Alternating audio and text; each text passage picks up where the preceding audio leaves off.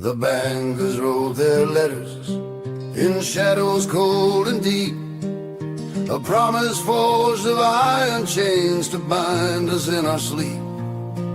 They called it just a progress, a digital decree, but freedom has no barcode and souls are not for leave. It's the final countdown, the reckoning of men. Crypto gold and silver rise where paper dies again. They dream of central power, of money's iron cage, but voices rise unbroken to light this modern age.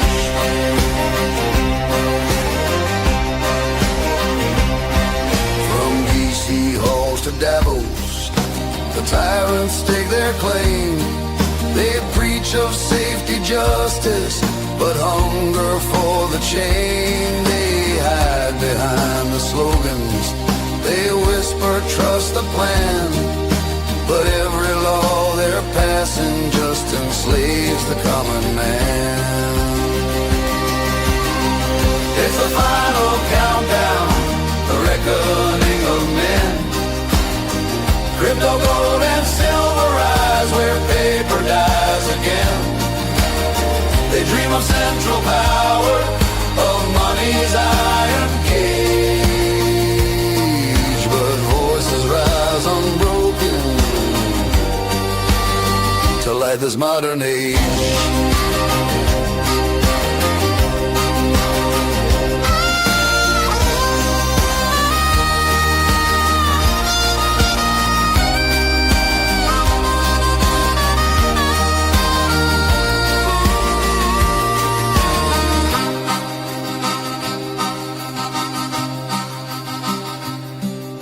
The merchants and the dreamers, the rebels and the wise, take refuge in the ledgers where the watchful state can pry. In Zeno's cloak of shadows, in Monero's quiet streams, they guard the ancient promise of liberty's old dream. It's the final countdown, the reckoning of men. Crypto gold and silver rise where paper dies again. They dream of central power, of money's iron cage, but voices rise unbroken to light this modern age. So raise your hands in firelight, let tyrants hear the sound. The people's last defiance is the truth that won't back down. It's more than just survival, it's more than just a stand. It's freedom's final chorus song across this burning land.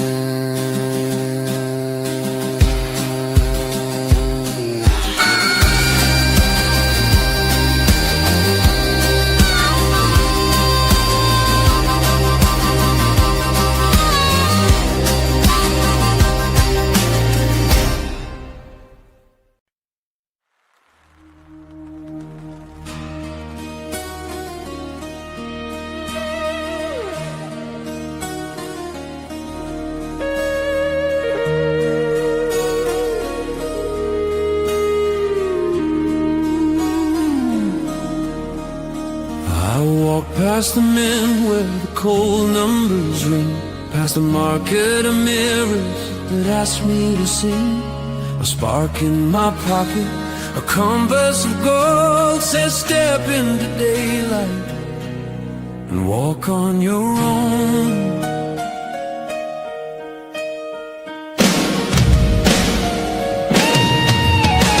They're tagging our shadows, they're leasing our names, selling us comfort in barcode chains, but truth isn't rented and courage won't fall. It clinks like a coin you can actually hold. If they're building a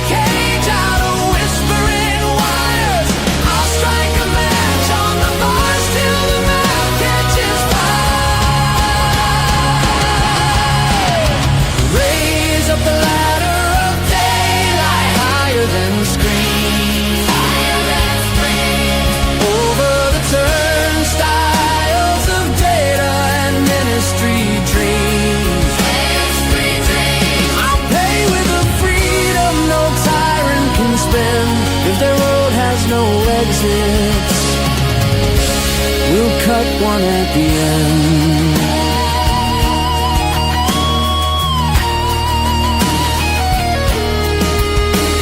They promised us safety for the price of our breath, a smooth little window that stares us to death. But barter and handshake and steel in the hand still purchase the living they don't understand. When the choir of comply harmonizes my fate, I'll answer with thunder from a sovereign state. Raise up the ladder of daylight higher than screens, higher than screens, over the turnstiles of data and ministry dreams, ministry dreams. I'll pay with a freedom no tyrant can spend. If the road has no exits, we'll cut one at the end.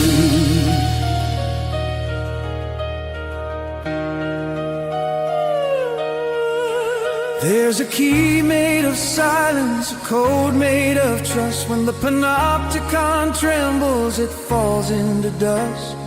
Count down the seconds till the signal is clean. We'll settle our debts where the ledger can't see.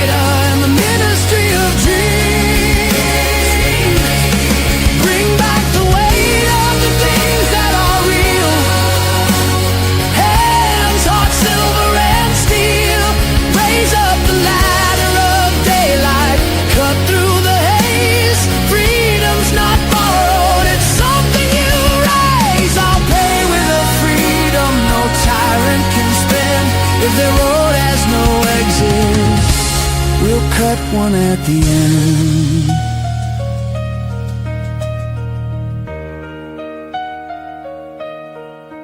And when morning remembers the names we forgot, we'll be richer in daylight than any they bought.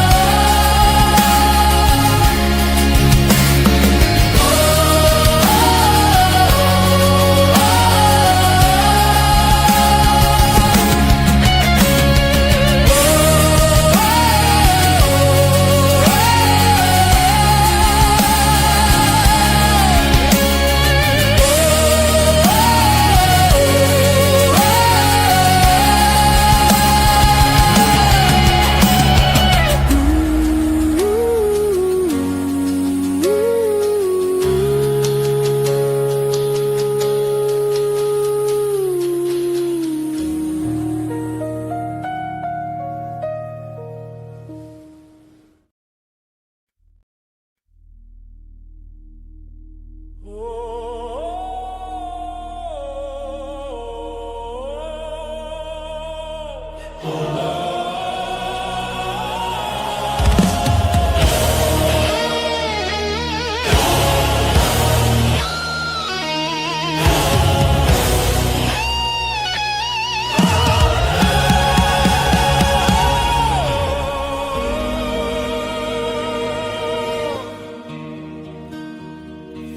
built our walls for 50 years to keep the empires out, but now the crown is forged within of algorithms and doubt.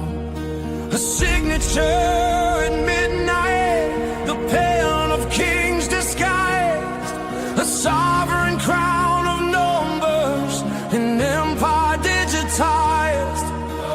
Shadows on the marble walls, whispers in the dome. The fire burns in secret halls, a kingdom takes its throne. $1 trillion Trojan horse rolling through our gates.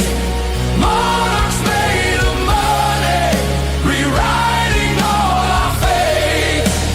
Freedom sold for silver, the crown is bought, not earned. History repeats itself, the lesson never learned.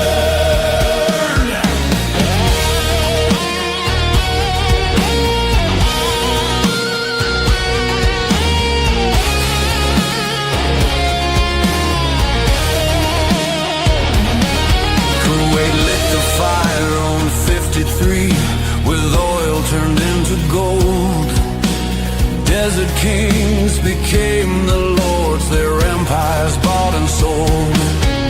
From city group to sovereign streets, the bankers bowed heads. The horse grew strong in silence while the people slept instead.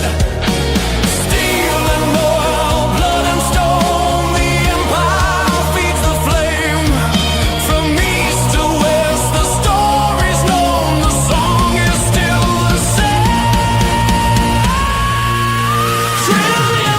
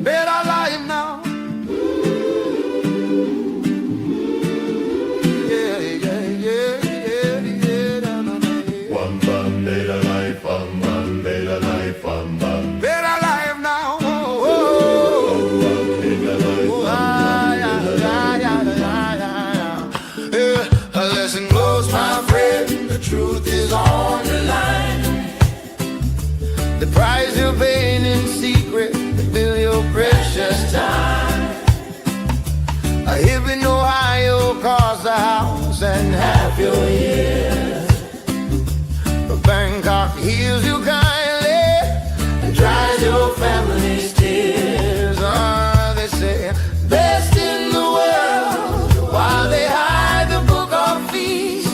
You pay more to get less, but you can choose to leave. Can choose to leave.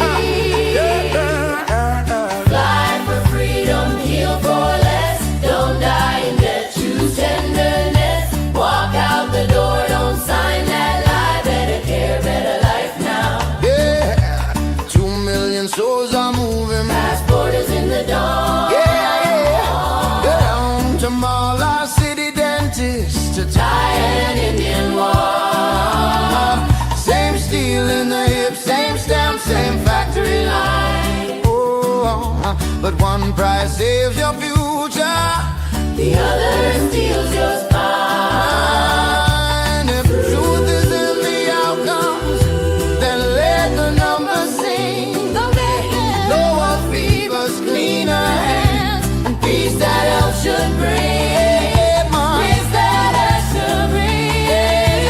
Fight for freedom, heal for less. Don't die in debt, choose tenderness. Walk out the door, don't sign that lie. Better care, better life now.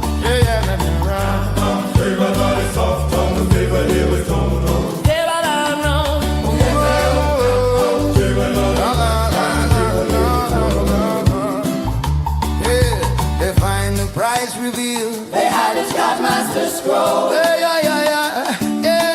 marked up every aspirin, then call it standard roll. But you can book a ticket, 2 seats and ocean air. Yeah, a nurse by candle sunrise, an honest loving care. Emancipate your body from monopoly of pain. No go cartel owns your heartbeat. No ledger owns your name. No, no, no. Let paper walls collapse beneath the passport and a prayer. Vote with your footsteps. Let your healing be a day.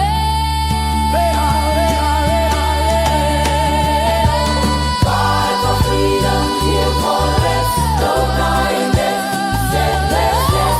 Hold out the door, don't sign that lie. The care in a lifetime.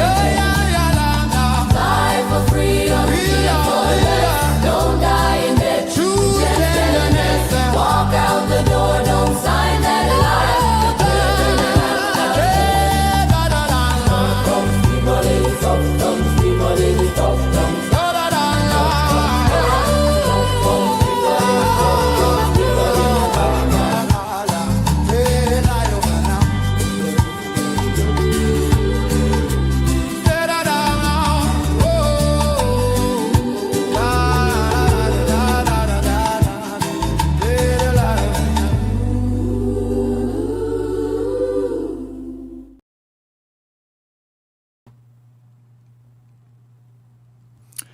Welcome back to the Aaron Day Show. This is season 2, episode 41. And tonight is a very exciting show.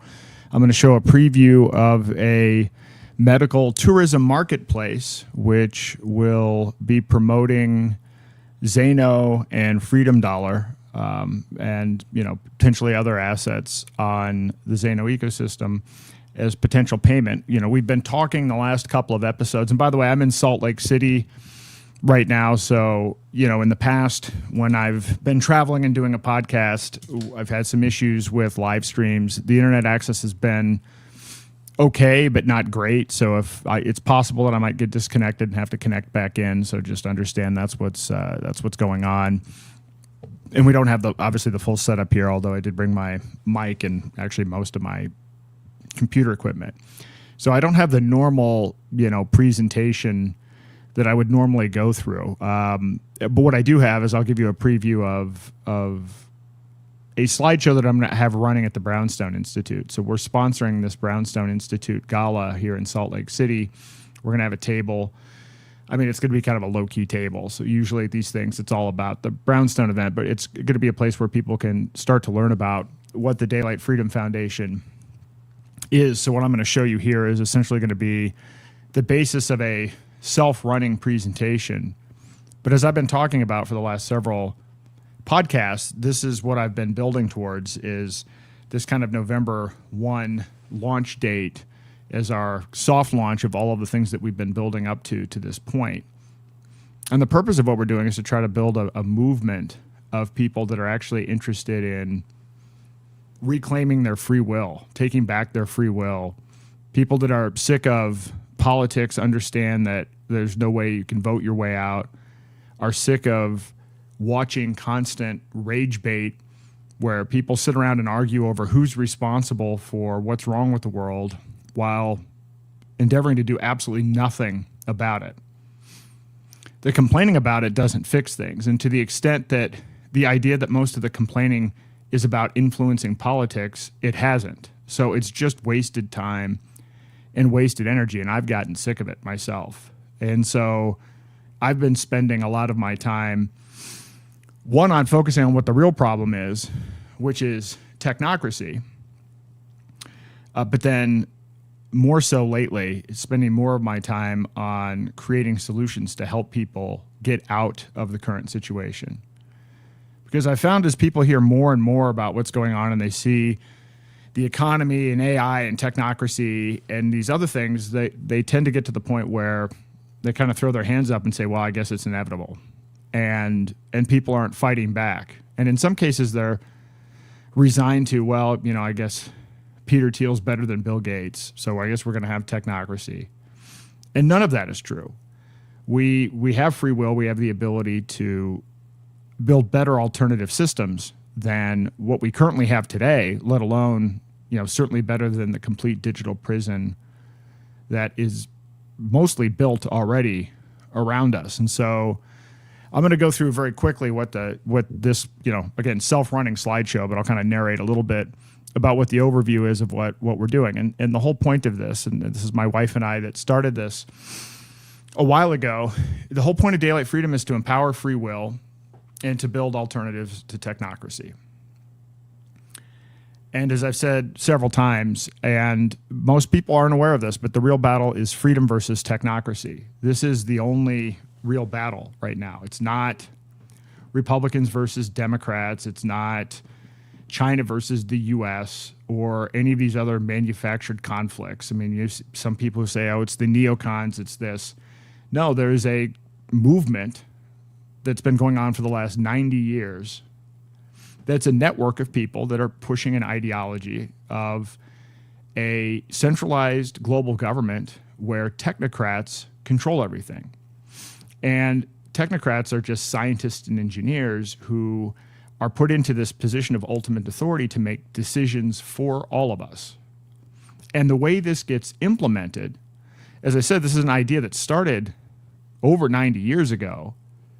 And even at the time, 90 years ago, the idea was, hey, we're going to change the economy and we're going to move away from this price-based system where people buy things based on supply and demand, and we're going to implement an energy credit system, which what today would be look at that as a carbon credit system. That idea goes back 90 years. And then the idea is once you control the currency through energy credits, then you have a social credit system where scientists and engineers determine what behaviors you're allowed to have in your life. And in essence, determine whether or not you even have free will. Because if you can't make decisions in your life that aren't pre-selected by scientists and engineers, and by the way, the scientists and engineers, that part of the equation has evolved where the scientists and engineers will now be replaced by AGI, artificial general intelligence. So what's really at stake in this freedom versus technocracy war is free will itself. And so it's critical to focus on what the problem is so that you can understand what types of solutions are available. We're not going to vote our way out. And I'm not going to talk about that in detail today. I've talked about it before. My wife and I will do one final long lay down of this in terms for those that are newly believing that, politics is what you learned in elementary school or what you see on TV. It's not. You have to deal with the political situation as it is, and it's unwinnable.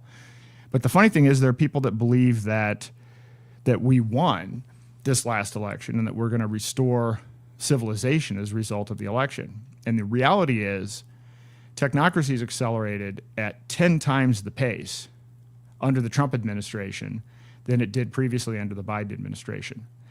And what's worse is there's no resistance. And in fact, I would argue MAGA and MAHA are now complicit in pushing technocracy and probably may or may not know it.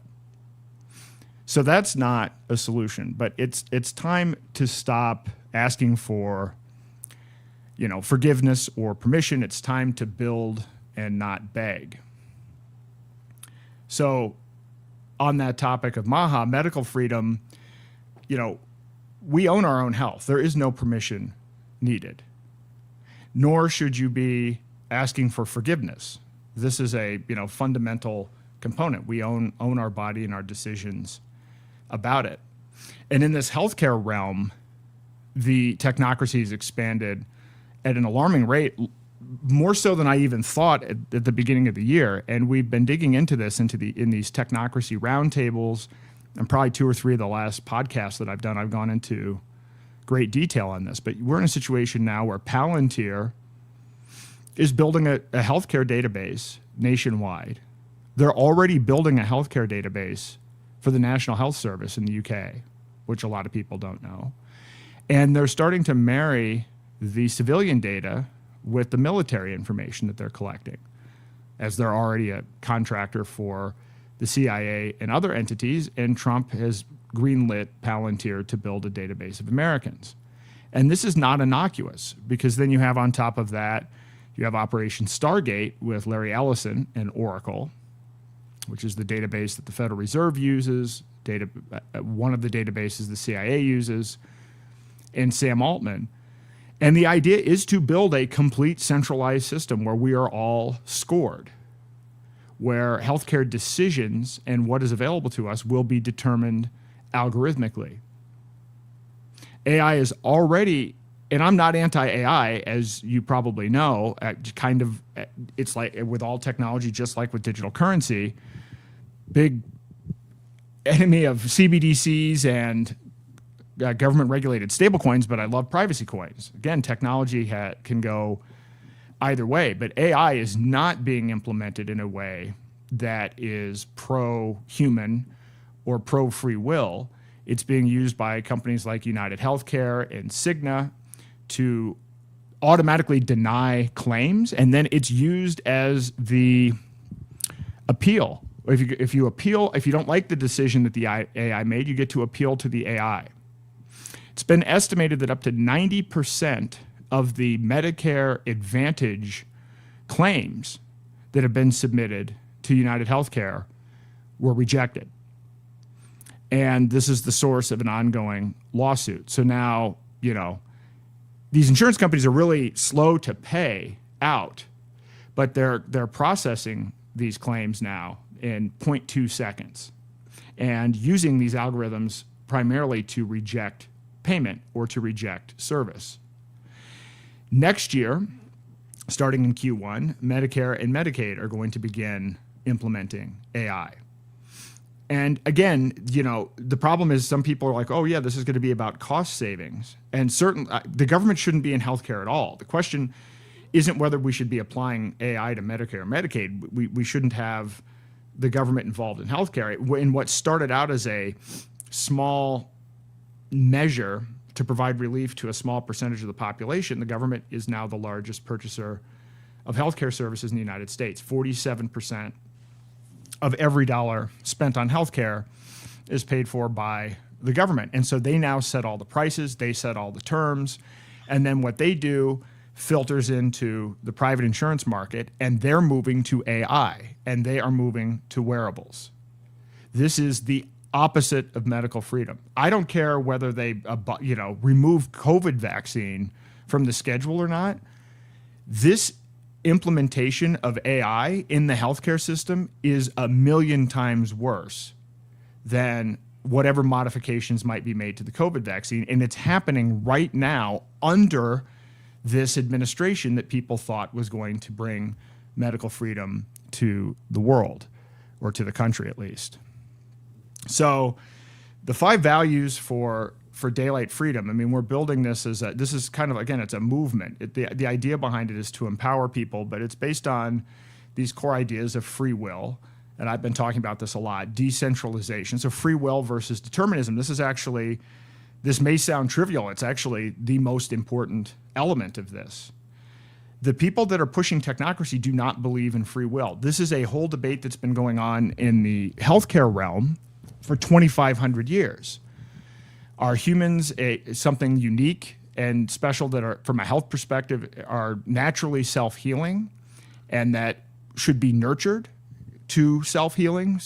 Our inherent ability to heal should be supported by other modalities? Or are we just simply machines where a one-size-fits-all approach should be applied? That idea, that debate goes back 2,500 years, and now it's here again. And the technocrats don't have a view of human first, or that there's anything special about humans, and there are a lot of implications for that moving forward. So this is kind of a belief in determinism. It's a belief that we are machines, and then as machines, this is now moves into kind of another realm of, transhumanism, which is a good, interesting, separate conversation to have. But if there is nothing unique or primary about humanity or consciousness, then there are a lot of atrocities that come out of that. The other value is decentralization over centralization. And I'm not just defining these as the opposite of technocracy. I had these 4 values, and then we just recently added beauty. Before I was talking about technocracy or even looking into technocracy, but technocracy is the ultimate in centralization. It's everything under central global control, and now that would be under the control of AGI. That is the endpoint of that. And so the whole approach is decentralized. It's a belief in abundance versus manufactured scarcity. So much of all of these systems, so much of technocracy is based on the idea of we are facing an existential energy crisis, and therefore we have to use as the basis of our currency a carbon credit system so that we don't, exhaust these natural resources and basically go extinct. These things are all manufactured scarcities. And if you're in a position where you're always thinking about survival instead of creation, then you will find yourself in a position where, lo and behold, you will need those survival skills. So I think we can create, and there is infinite abundance out there and infinite things that are possible, but it's a mind shift component. The other is love versus fear. So much of all of politics and even technocracy is around fear, but we should approach things from the standpoint of love, and which is it's a difficult one from time to time, and particularly when you're dealing with these enemies that are possibly trying to kill you. There's kind of a reflection that they have free will too, and they're going along their journey. So it's the idea is to help to empower them to understand the nature of what's going on as well. And then the last is beauty, which I put on there just because, what's been going on with technocracy, and you've probably seen this with design and with corporations anyway, particularly the Fortune 500, there's been this move to homogenize everything. Cars look the same, car colors are the same, logos are the same, everything is this minimalist aesthetic. And I appreciate good user interface and clean user interface, but it doesn't have to be this like brutalistic, ugly, not ugly, but it's just plain. There's nothing to it. So kind of valuing that as well. And so with all the initiatives that we're building, they each have their own brand, which, by the way, the brands that we have right now are not the ultimate brands, but I do want to focus on the beauty aspect of it as well. So Daylight Freedom Foundation is really the gateway to these new parallel systems, and You can learn more. The portal site for everything, because what's complicated about this is somebody say, "Oh, what are you working on?" It's like, all right, here are 6 websites, and no one's going to remember that. So daylightfreedom.org is essentially the gateway to all of the initiatives that are going on, all of the new projects, and this is where you're going to be able to go to keep track of everything. And so you can sign up for the email list and everything, but also this is where you can see everything that's going on. I'll go into the individual sites. So we have the aarondayshow.com, and this is obviously, if you're listening to this, you're listening to the aarondayshow.com, but this is the primary outlet right now for getting content out, which we are now doing twice a week at 6 p.m. Eastern time on Monday and Thursday. And, we've added quite a bit of functionality to this, and I'm going to continue to move. By the way, I'd appreciate it if you would like and share this. We're at 200 viewers, which is a pathetically small number. This content is highly shadow banned. I am on my list of things to do is to test and actually demonstrate how these themes related to technocracy are phenomenally suppressed. And it's interesting, even the last podcast that we did, I mean, we had people like Mike Adams retweet it, and Saul, the agorist, and everything else. And it's even with a lot of support, it just isn't getting the reach. So, again, Elon controls the, quote, freedom of reach, and that is determined very much arbitrarily at the end of the day. And he is one of the largest technocrats in the world. So it is what it is. So, but on this site, you can watch the episodes live. You can comment, has its own commenting system, but all of the content is there. So every one of the episodes is there. You can search the transcripts. You can search all the episodes by tags. You can comment on all of the episodes, even once the live component of it is done. You can see all my other interviews that I've done on other shows. This is a place where, if you're interested in trying to book me for an event or for a speaking engagement or something, there are forms for that. Or if you want to speak on the podcast, which I'm getting probably 2 or 3 inquiries a day now, all of a sudden, for this. So apparently a lot of people want to be on this show, which is great, although a lot of the the requests are not particularly targeted. So as long as it's within the exposing technocracy or helping people reclaim their free will or building parallel systems, I'm interested in that. And there have been a few interesting people that came across that I may very well have on. But you can find that information as well at the Aaron Day Show. The music that I play on these episodes is there. Memes and slides for recent episodes. I didn't do this, back in the day, but probably for the last 4 or 5 episodes or so, I've started to put the slides and also the images up there.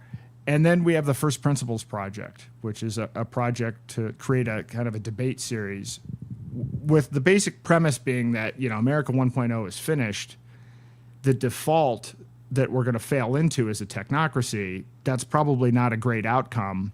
So the idea is to have a series of, not debates, but discourses on fundamental topics, first principles topics like free will and, the nature of government and so forth, not for the purpose of trying to come up with a singular best solution, but for the purpose of to help everybody who's thinking about this at least think about it from first principles, as opposed to repeating some of the same mistakes over and over again. Or at least once you have a dialogue about first principles, you can start to understand what the first principles are of the people that are pushing technocracy. We then have freedomforge.io, and this is a site that is dedicated to 2 things. One, educating people about the Zeno ecosystem, so getting on board, downloading wallets, how to acquire Freedom Dollar and use Freedom Dollar, how to get a debit card that you can use with Zeno and Freedom Dollar, and there's going to be an increasing library. All these sites are free, by the way, but increasing library of free guides and videos. So just at the core to help people understand how to use these things. You can also inquire about workshops. A lot of people want me to do workshops, and which I've done in the past. I'm going to do workshops. I'm scheduling one for Lexington, Kentucky. I'm probably going to do only like one per quarter, and I want to do larger, more impactful events. And I'll have more details on this as this comes. But my goal is to get as many people onboarded as possible. And having spent a lot of this year and certainly a lot of last year traveling and doing workshops, you just can't reach that many people. And so, if we're trying to reach hundreds of thousands, millions of people, not going to be able to do it with workshops. But the workshops are important, and I might structure this where, we'll have online workshops and online guides, and then, for a more advanced approach. And it's not even necessarily more technically advanced, but maybe for people that want to meet and discuss how to start new businesses or new projects. They're going to be more involved events. I think an in-person event should be much more involved than just, here's how to download a wallet, which isn't to say it's not useful to do those, but, some of the basic stuff can be done not in person. But I do think it's important to do community building, and the community building can only happen in person. So, looking forward to that, and so want to continue. Continue to do those, probably one per quarter. But you can go to the workshops tab, and you can actually select what you're interested in. I mean, I'll customize the workshop based on the audience and the situation. You can also on this site learn how to sell with Zeno, so you can integrate a point of sale system into your website so that you can start accepting Zeno and Freedom Dollar as a payment.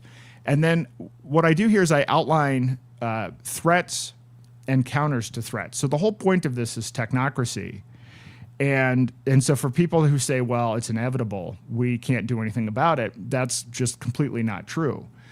And so what I've done on the site is I've laid out, well, here are some threats, and people can submit their own threats and their own counters to these threats. But for instance, stablecoins that are government regulated or CBDCs are a threat, a technocratic threat. These are threats where, your money becomes completely programmable and censorable. It is a massive blow against freedom. Well, what is a counter to that? A counter to that is Freedom Dollar.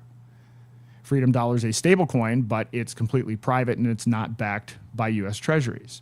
Tonight, we're going to talk about OASARA, which is a medical tourism marketplace. So people who say, well, how are we going to stop this centralized healthcare?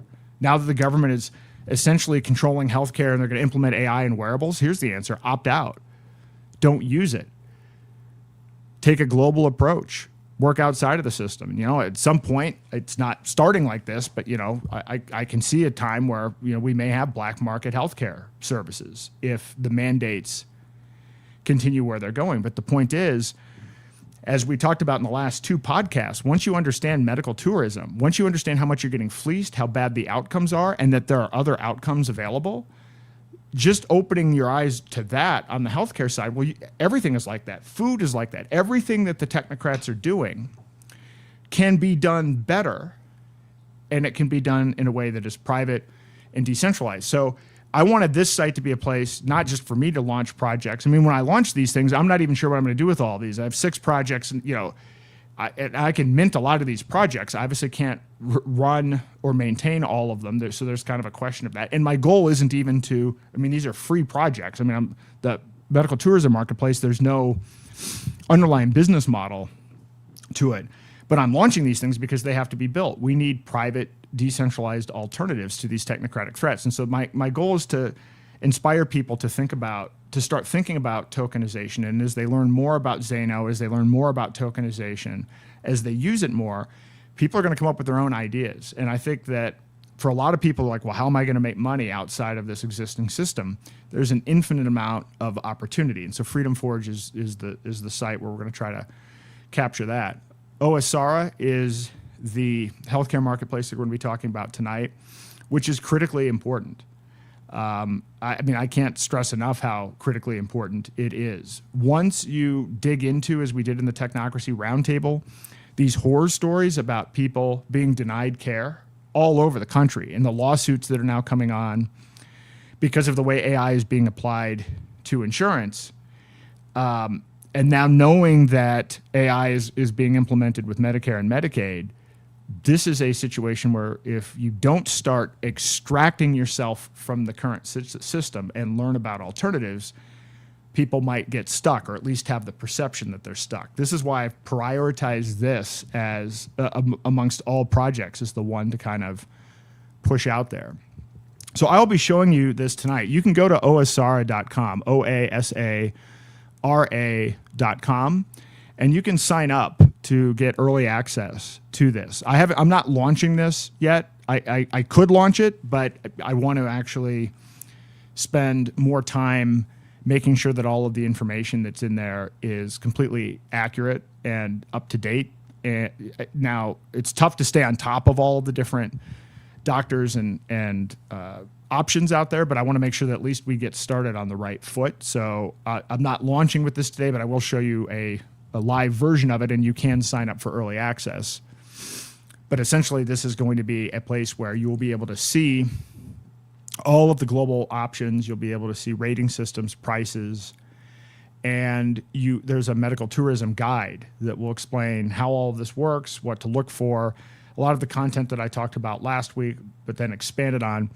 My real goal is this. It's to make this the best site for medical tourism information. And the way that we'll get Zeno and Freedom Dollar implemented is I've added a request Zeno button. So if somebody's like, okay, I want to go to this hospital in Abu Dhabi, but I want to use Zeno, then you can just click request Zeno, and an email will automatically be sent to that facility or to that doctor. So this is a way that I want to use the site as kind of a big information site, a high quality information site that anybody can use, but as a way to start sending demand to these facilities and providers of medical tourism. And then, with the idea that, they'll look at, what is all this about? And then there's going to be a very easy to use sign up page for onboarding medical tourism folks to this. So that's the approach that I'm taking. I could have done it a whole variety of other ways, but I thought this would be a better approach.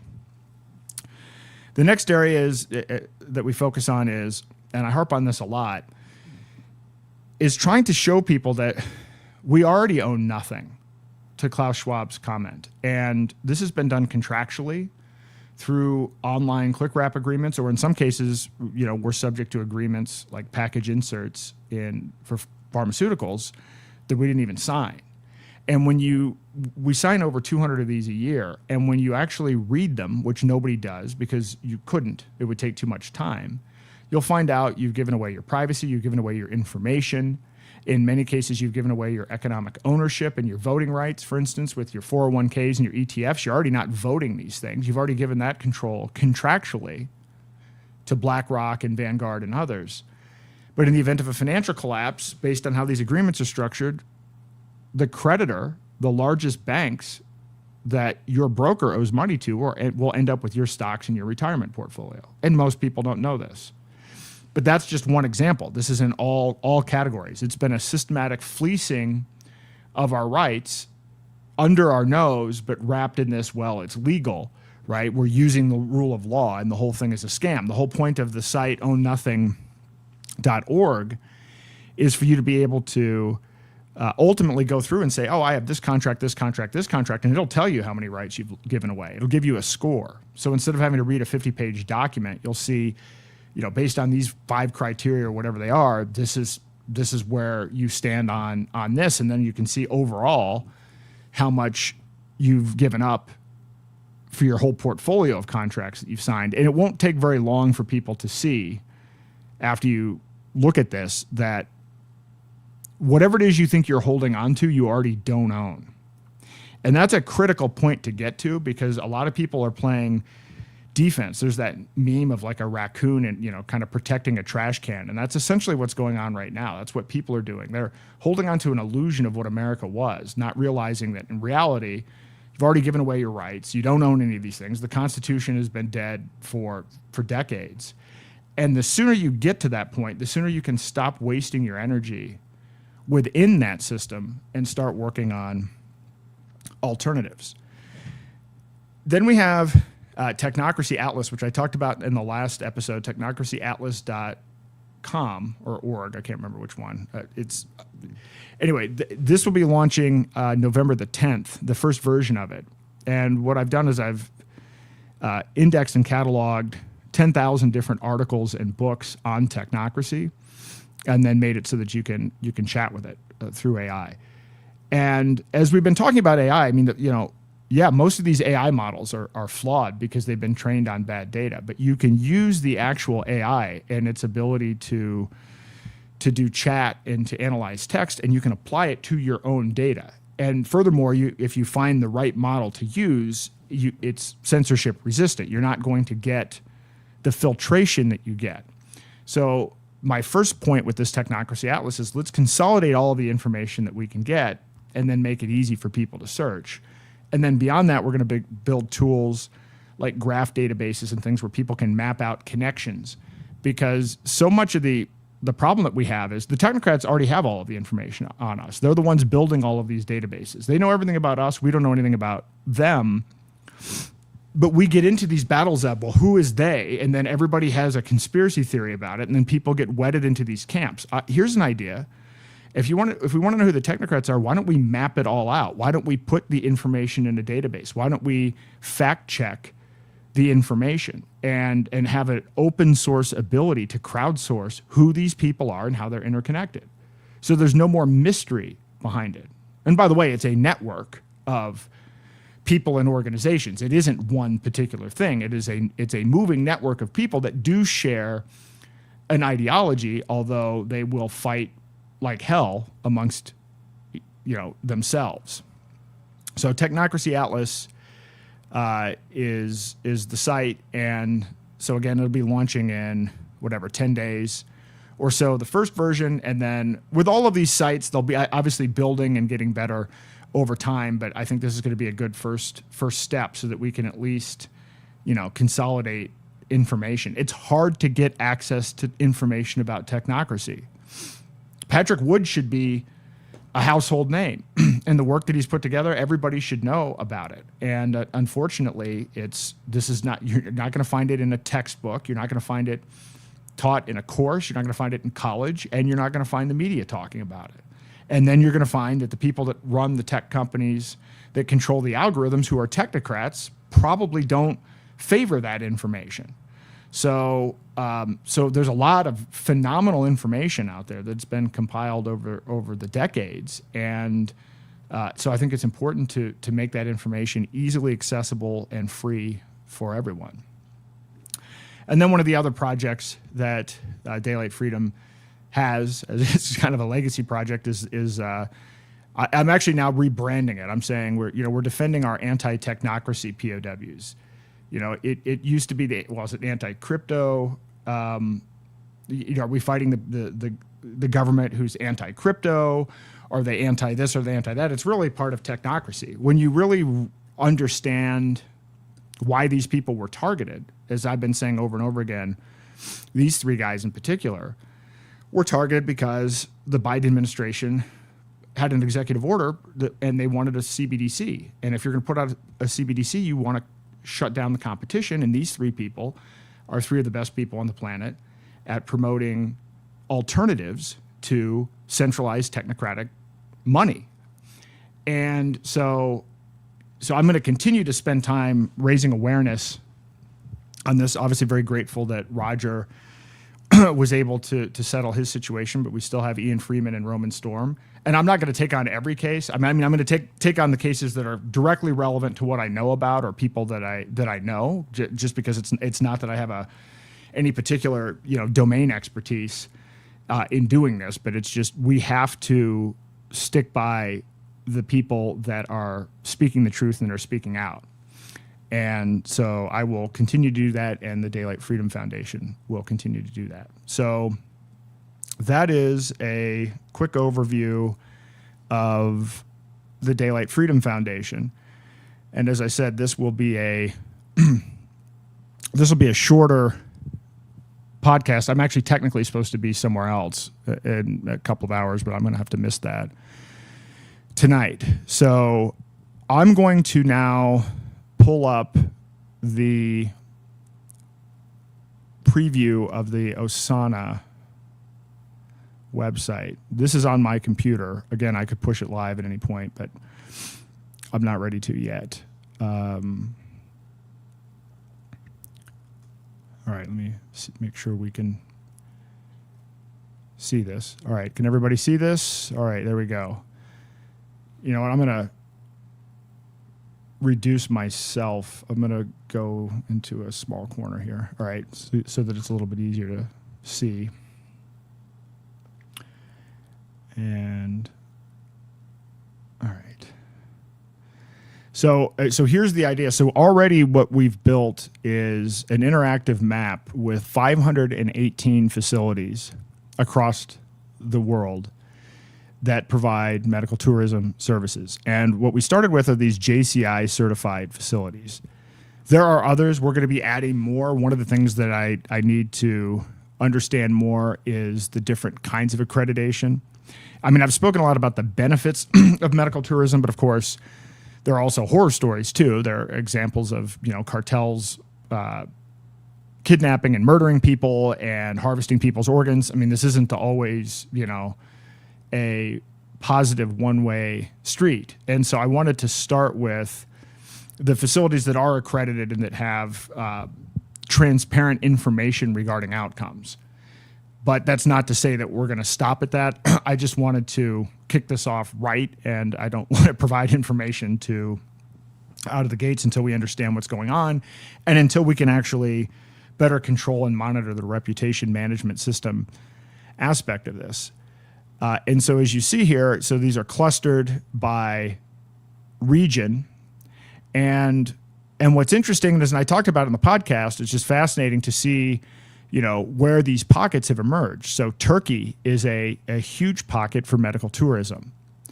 Dubai is a big up-and-comer. You have also Thailand, which is actually the largest provider of medical tourism services in the world. Over $8.3 billion, I believe, per year out of Thailand. I found that to be absolutely fascinating. And so what you can do is you can go in here and you can say, you can search by country, you can search by specialty, and then so if you're looking for cancer treatment, okay, there you go. We haven't narrowed it down.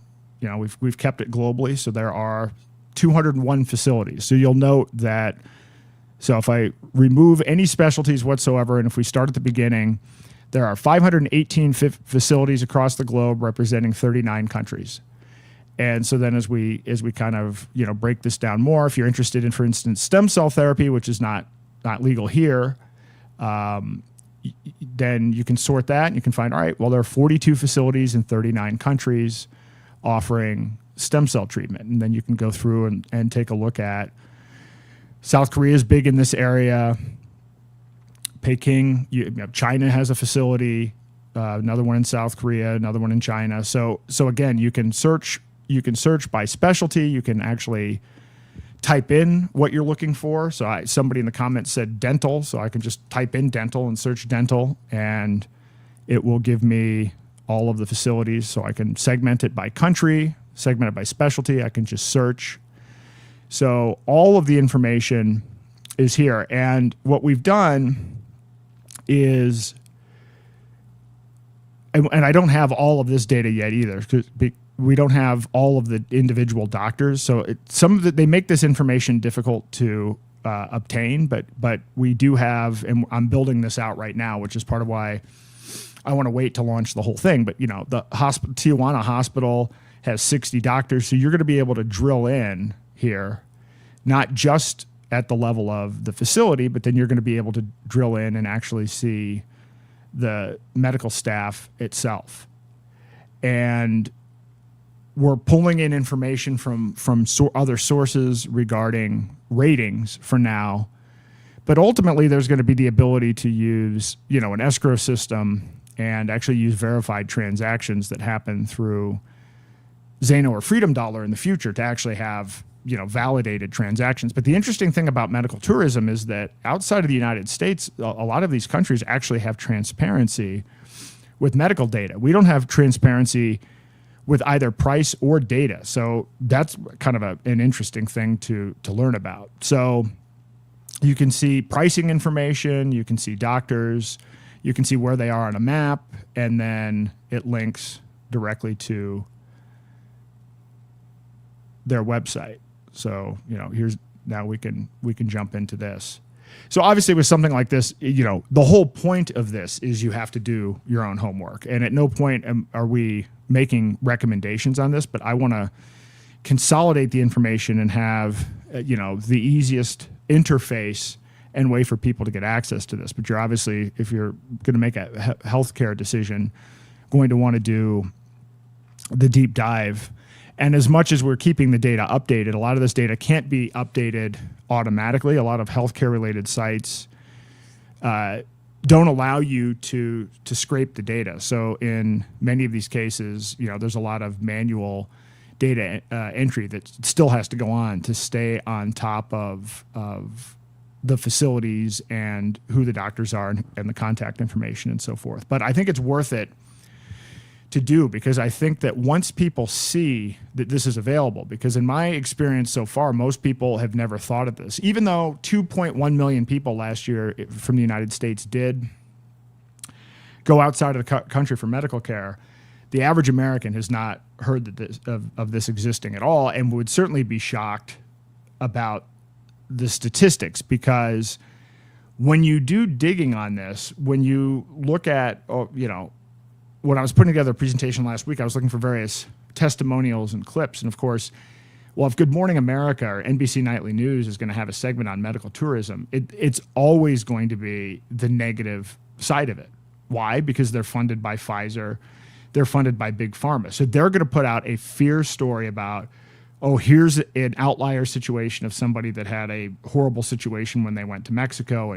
And then they'll bring in some public health expert to talk about the risks of, traveling abroad. Never talking, by the way, about the quality of the American healthcare system. And so it is actually pretty hard to get this information and get it in a way that is laid out where it's not agenda-based. So I'm just putting this information here. I don't make any money off of this. There's no referral model. There's no commission. There's no underlying economic model to this. My goal for doing this is to build the best site for information on medical tourism, because I want to empower as many people as I can to take their medical decisions in their own hands. So you're not going to find a lot of other people that are, I guess, willing to do that kind of thing, or even interested in that kind of thing. So this is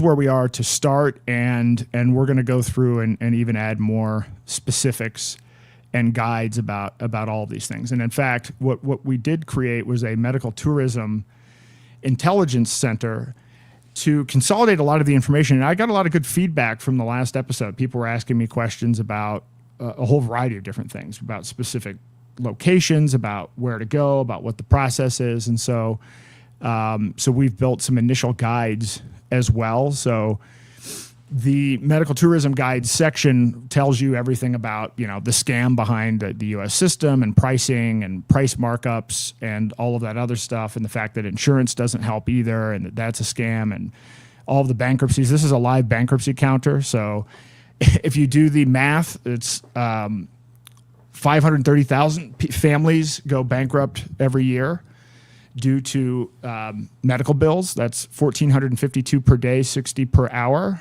That's one every minute. So I'm going to stay on this page for a minute. Not that I'm expecting a lot of people in general just to sit on here, but there you go, one. So we've been on the site for 1 minute. So this is a live bankruptcy counter. So however long we're on this page, every minute that goes by, a new person has had to file for bankruptcy due to medical costs in this country. And so this goes into all of that information, but then it also goes into laying out this whole case that, people have this mistaken belief that the United States has the best healthcare in the world. Now, I mean, it is a WHO ranking, so take that for what it's worth. But nevertheless, I mean, we're ranked 37th according to the World Health Organization. And by the way, good luck finding a source that wasn't bought and paid for that says that we're actually the best. But how many people do you know, if you ask them, if you said, well, do you think America has the best healthcare system in the world? But, what percentage of your friends and family would say yes? I mean, what percentage would think that it's 37, right? So I think that putting this kind of information out there just in general as part of the site to educate people on the state of how bad the system is here, but also to give kind of a high-level overview of comparisons of what you're looking at. So in terms of infection rates, and also looking at in terms of success rates for treatments. And so this is surface level for now, but in the future, I'd like to build on this, and if I can figure out a way to get the data loaded in an efficient way, to be able to break down by procedure what you're looking at. So somebody again asked about dental. Okay, well, let's go and look at this section on procedures. So if you wanted a full mouth restoration in the United States, it would cost $60,000. If you went to Mexico, it's $8,000 to $12,000. Costa Rica, $10,000 to $15,000. Hungary, $9,000 to $13,000. Thailand, $12,000 to $8,000. You're going to be saving 85%. And as I said, it was amazing to find that there's a place called Molar City in Mexico, which has 350 dentists for over 5,400 residents. So it's the highest concentration per capita of dentists in the world. And I think it's a same day trip if you go from Arizona. It's a real short trip from Arizona. So again, I thought that was fascinating. So if you have dental issues, as the person who inquired on this, I'm not showing the page. My bad. You know what? This is all right. All right, my bad. Let me go back. All right, so back to the site, the OASARA site. There is a medical tourism guide. This is the problem here, by the way. I don't have my normal setup, so I'm kind of flipping between windows. So I can't see everything that's going on. So medical tourism. And so this is where we lay out the information that I talked about last week, except in more detail. So this is that makes the case with all of the sources and citations for how the U.S. system is a ripoff, how pricing works, how markups work, how insurance works, how they make money, the whole issue on bankruptcies. Maybe I'll wait for a minute here too. This was the live bankruptcy counter I was talking about. So every minute in the United States, somebody files for bankruptcy due to medical bills. So the site will, every minute the counter will change. If you want to hang around on the page, there you go. And then some information and details about the bankruptcy. And I know a lot of people that reached out to me are concerned about this. People are concerned. I need to keep my job so I can keep my insurance so that I don't lose my house if I go bankrupt. I've got bad news for you. 75% of the people that go bankrupt due to medical bills had health insurance. Health insurance is just doesn't really do anything. It's actually it's a fraud. It's a complete ripoff. And again, this goes through and talks about quality standards and everything else in the United States. Provides a kind of an index of surgical site infection rates. And I'll be adding more content to this as well. I want this to be a one-stop shop for people to be able to look at and see with charts and images and everything else the state of healthcare, but looked at from the standpoint of looking at it as a market, looking at it instead from your perspective, which is you just want to improve your health. You don't care about what the systems are. You're not wedded to what the systems are. So if you had a true free market where you had transparency in outcomes, transparency in prices, what would that look like? Well, that's what we want this site to be. That's what we want to build here, and to make this information accessible to people. So I was saying we also have, and we'll add more and more procedures as this goes on, but dental and cosmetic procedures. So, we're breaking down some of the larger ones and showing what the potential savings is, and dental is a big one for people. And I, had been talking about this before, several podcasts ago I think I saw on TikTok a clip of somebody that it was cheaper for them to go to Thailand to get a root canal than to use their copay or use their dental insurance in California. And I'm like, wow, that seems interesting. And then when you dig into it, you find, wow, Thailand is actually literally the number one medical tourism destination in the world. And they pivoted to this after the Asian economic crisis. And this was a growth area in the economy. This is just supply and demand and market dynamics. They decided, hey, maybe this is an area where we can excel. So, more breakdowns. You want to get into all on 4 implants, or if you want to look at a single dental crown, which is $2,000 in the United States, it's $250 in Mexico, $350 in Costa Rica. You can look at cosmetic surgery, and then you can break these things down into more detail. So Brazilian butt lift, hair transplant, facelift. So again, we're going to continue to build this so that it's kind of a one-stop shop, so that people can get just a quick sanity check on, does this make sense? Because you might think, oh my God, I've got to travel, I've got to stay somewhere. That can't possibly be cost effective. And the example that I used last week is that the Cleveland Clinic charges more just for the room. They charge, I think it was for a hip replacement or something like that. It's $30,000 just for the room at the Cleveland Clinic, without any medical procedures being done, without any care, without any medicine, with nothing. $30,000. The entire process, including business class air travel for you and a companion, staying at a like a resort for the recovery process, all of the medication, all of the visits, checkup visits, and everything else, and all of the aftercare, all of that combined is $30,000. That's how big of a ripoff it is that we have in this country. And I think the more people can learn about this and just see it in black and white, and I'll add calculators. I'll make these tools where, rather than just relying on this generic information, put in your own specific information if you can get it, right? Because hospitals won't tell you. This is the conundrum, right? Up until 2021, it was illegal for a hospital to tell you how much things cost. After 2021, there was a law that says hospitals need to provide transparency, but the caveat was they can just pay a $300 a day fine and not be transparent with the information, which is what 95% of the hospitals do. So can you even get a price on a procedure? This is how bad the situation. And I'm going to try to add things where people can share their own stories. That's the other thing. Share testimonials. I want to build out a lot for this. So I want this to be like, again, this is a content site first, right? I'm not going to have any economic relationship with any of the providers in any way, shape, or form. My goal on this is that people come here and they use this to research, and then they push and they say, hey, wouldn't it be great if this facility took Zeno or Freedom Dollar, which I'm not going to make money on those transactions either. But the sole point of this is to be the place with accurate and transparent information that can open people's eyes, and where people can then, again, also share their testimonials, share their stories. But also, I think we need people sharing their horror stories about the system. I think if you go through and you start to understand this, if you understand how much you're getting ripped off, you're getting charged $37 for aspirin, $55 for rubber gloves.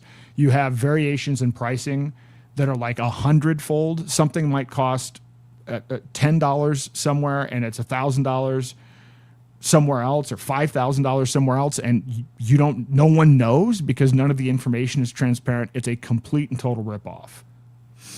I think the more of those stories get shared, you're going to see kind of revolt. But the race against time here is, and what I'm telling you is that the way they're implementing AI, and with what's going on, I mean, when Kennedy says wearables, but when you hear that Medicare and Medicaid is going to start applying AI, okay, we have $100 trillion of unfunded liabilities for medical care, for Medicare and Medicaid. What a great way to ration healthcare. So people who used to make fun of Canada for rationing healthcare, what do you think AI applied to Medicare and Medicaid is? And now we've gotten to the point where almost half of the citizens are dependent on this. So we've almost reached that tipping point where they've got us, right? Because what else are we going to do? Now, this is the dominant system. If you're a doctor, You have to work now basically, or you can't afford to work on your own. So you've got to work through a hospital. If you're working through the hospital has to take Medicare patients and Medicaid patients as well as private insurance. And so so now you've moved into this situation where you can't find providers outside of the system.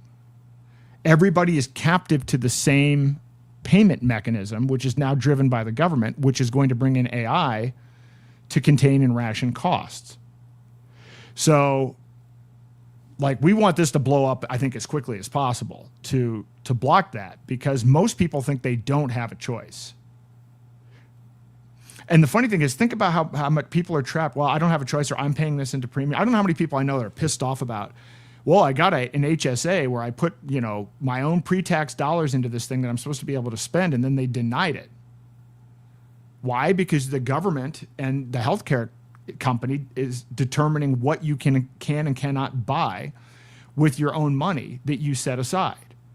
But then you have to wait for that, and then you have to hassle. You have all of that hassle, and you still don't have transparency with pricing. It's an absolutely absurd system. So, I think the more data we have, the more tools that we have that can be customized, and then the more we have testimonials of people sharing their experiences with our existing system versus with medical tourism, I think you could really see a big wave here. And then this is just healthcare. Again, there are a lot of markets that are like this, that are essentially controlled by the government or controlled by cronies. So this is just a blueprint of things to come. And so then, we break it down into the countries. So as I said, we have 39 countries, 518 facilities. We'll add more, but these are the generally regarded as the best, where we have the most data, where we have the most transparency on it, and some level of certification. But as an example, Thailand, they serve 2.5 million medical tourists annually, $8.7 billion, average savings 60 to 70%. So that's the big one. And then it tells you what the big facilities are, and then what the best procedures are. And then it also goes into kind of high level detail about, all right, what's the recovery environment like? Yeah, Thailand's probably a good place to rest, get some sun and relaxation on the beachfront, as opposed to in a hospital with blue light where they're serving you. I've just, fortunately, I haven't had to be in a hospital in my adult life for anything. But I've gone through stuff with my parents and with other people, and I'm always struck by how they're like giving you sugar. They're giving you food that is absolute crap. Like the fact that there's no connection between in the system, which, by the way, once you research it, you realize is by design. There's very little training for doctors on nutrition itself. But it's like, wow, they put you in an environment where you've got all of this blue light, all of this other stuff going on, and then they give you poor quality food. Yeah, probably on a beachfront would be a better place to recover. It also will break down emerging destinations, right? So again, it's a market. Nobody knew, Thailand just came out of nowhere, but here's where the emerging destinations are. Colombia is for cosmetic surgery. You have Malaysia, you have Singapore, you have Poland that are emerging. So again, it's a market. So let's provide information. Let's provide transparency. Let's help empower people with real information. Then there's planning toolkits. And I'll get into more detail on this too, because a lot of the barrier for this is going to be, oh, well, God, I can't even imagine. You might think, well, what's involved with this? What's the recovery time going to be? Am I even going to be allowed to go? Do I need to get a visa? What are all of the details that are required? And so we're going to have a checklist for all of the information on that and what the best practices for that are as well. And we'll dig into, some of the information like, medical visa. Here's what happens if you get a medical visa. Here are countries that require a medical visa. Some don't require a medical visa. Some do. So a tourist visa is actually sufficient in Mexico, Costa Rica, Colombia, or Malaysia. But you will need a medical visa for India, Thailand, and Turkey. You can get medical tourism insurance. So, that could be a good thing and could mitigate some fears, I guess, that people might have. But again, you have to understand that part of what's been going on is large Fortune 500 companies have actually started to offer medical tourism as part of their health insurance plan.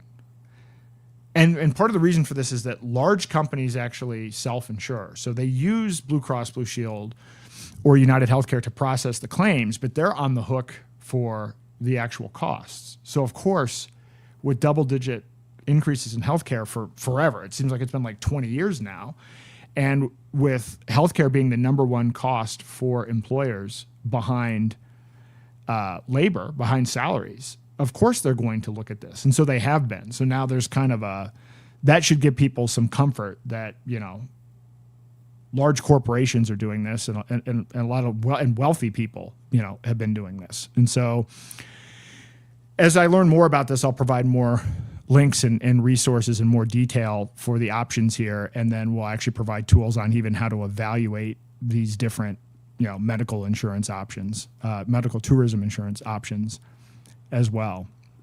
And then we'll put in information like this recovery time by procedure. And again, a lot of this is just going to build over time because I want it to be granular because people aren't necessarily going to be like, oh, well, what's the recovery time for dental? Well, no, I mean, you're not going for a dental surgery. You have a very specific surgery in mind. So I think being able to aggregate and display all of that information is going to be very helpful for everyone because ultimately the site needs to be very much personalized to whatever it is that the individual is looking for.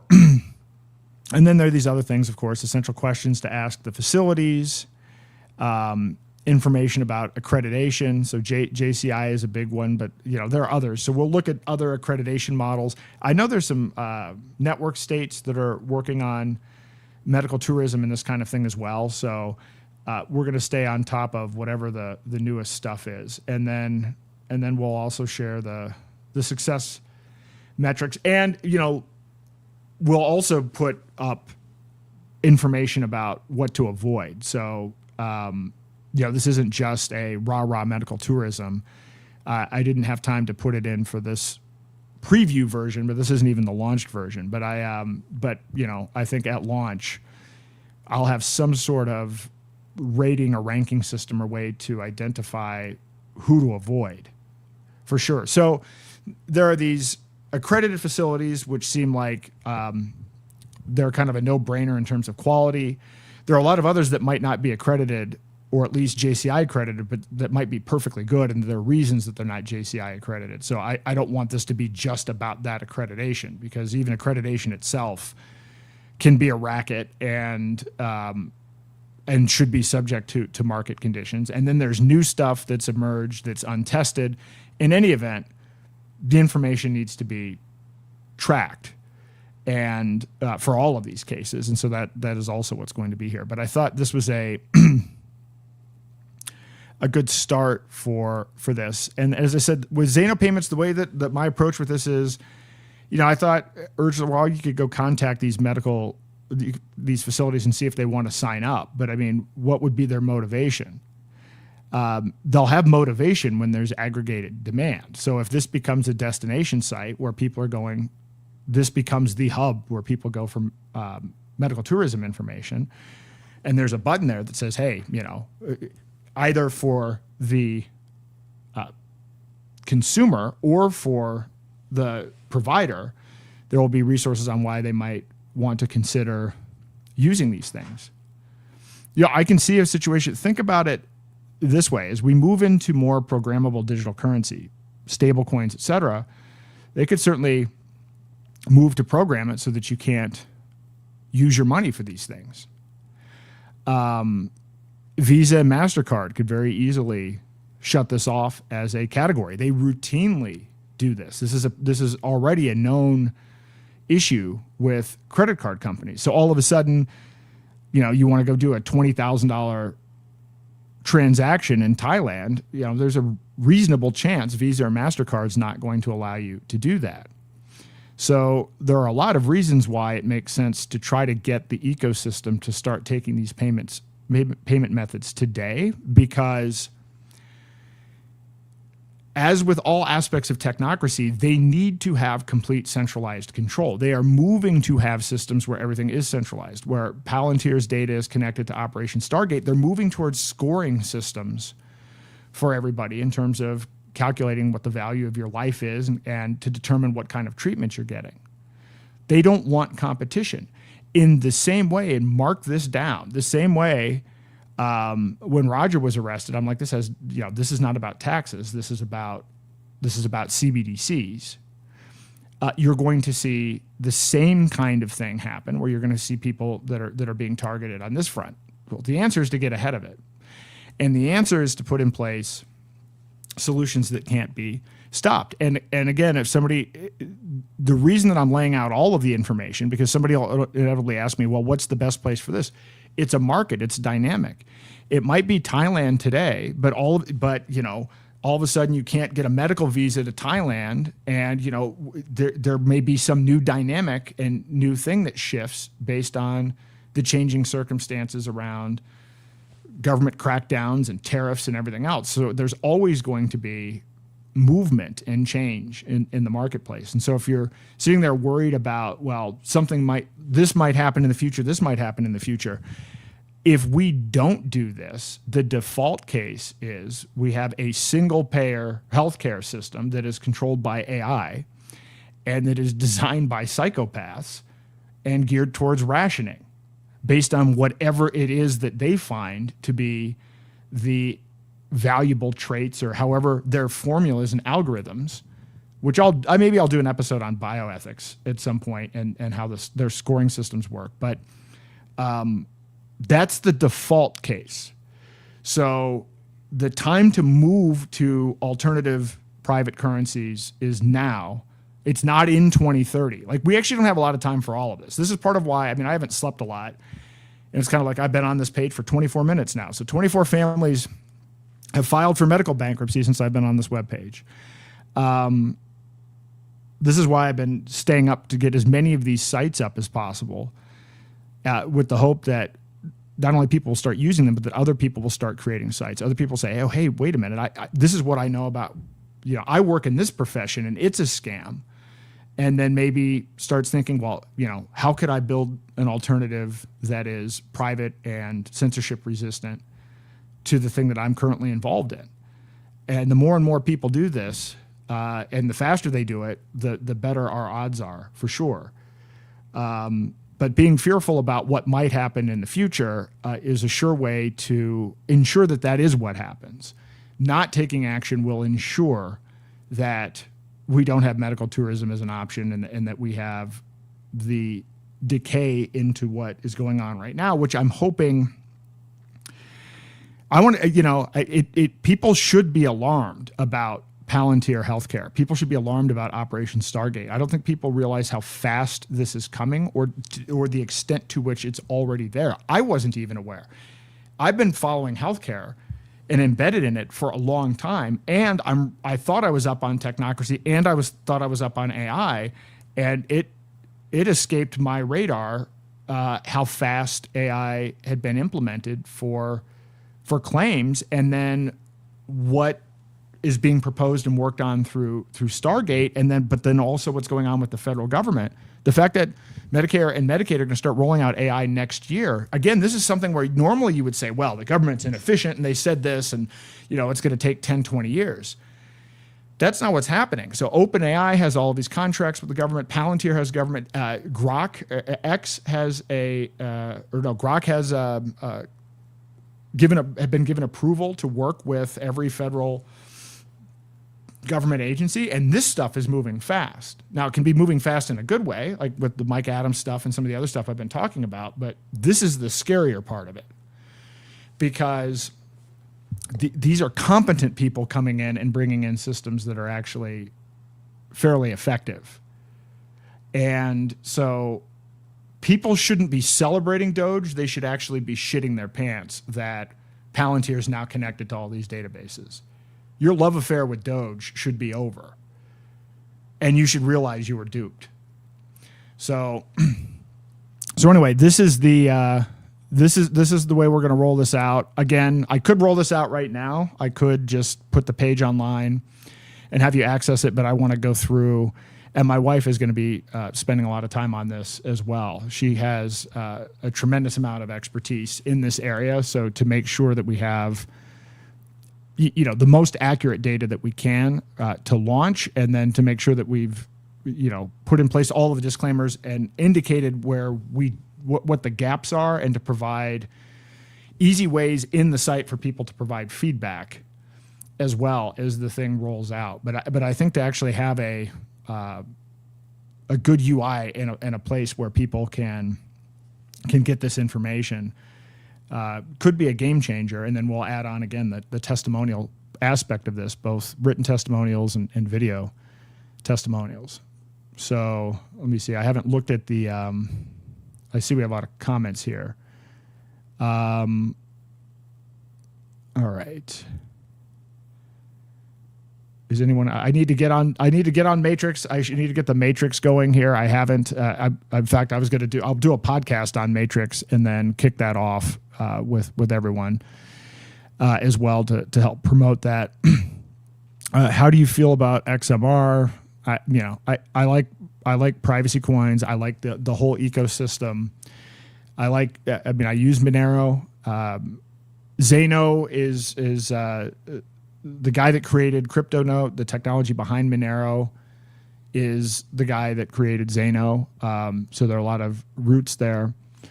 So I promote choice. I promote multiple privacy coins. There is no one privacy coin that could take on all of the scale that is necessary to offboard people. So, and I hope that different projects in the privacy space, for instance, work together on things like quantum resistance. So, that's my take. And I will be speaking at Monerotopia again for the second year in a row, and co-hosted a Monerotopia with Doug Tooman at PorkFest. By the way, you can come on, and I have sent out approximately no StreamYard invitations, so there's no way anybody could possibly be in the chat. But if you want to join the live chat, I'm putting a link to the StreamYard where you can come in and you can put your camera on or not put your camera on, and ask questions or make comments, and I will shoot this around to some of the regulars on here. So see if we can get a couple people on here. It is, I guess it's 7:30. It's 5:30 here. So this one is not going to run 4 hours because I do have to actually pack up and actually leave. So anyway, bear with me a second while I circulate a couple of these links. And then I will get back to everyone's questions. But I'm pretty excited about it. I've spent a lot of time on this, and I think part of it was just in doing the last month or so and doing my podcast, the Technocracy Roundtable, and everything else, realizing how significant of a problem this is. I wasn't aware of how fast things were accelerating. And so I'm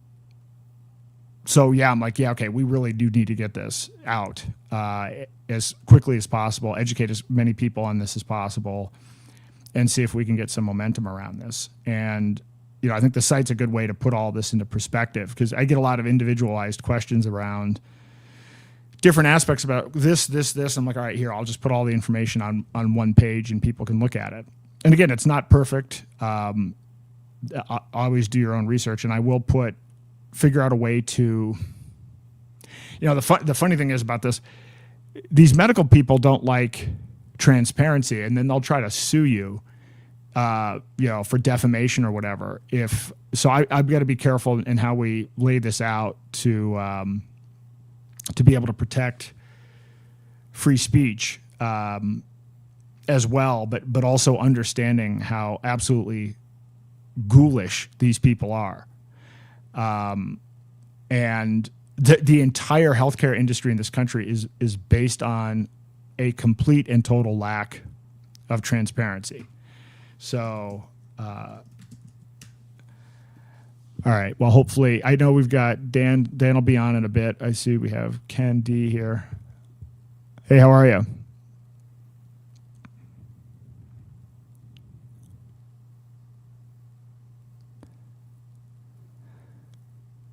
All right, Ken, you're on. If you can hear me, I can't hear you. I don't know if you're muted or not. Oh, there we go. I can hear you typing. I think I've got some mic issues. Did you hear that? I heard that you have mic. You said you might have mic issues. Oh, okay. Well, I guess I don't. Appreciate all you're doing.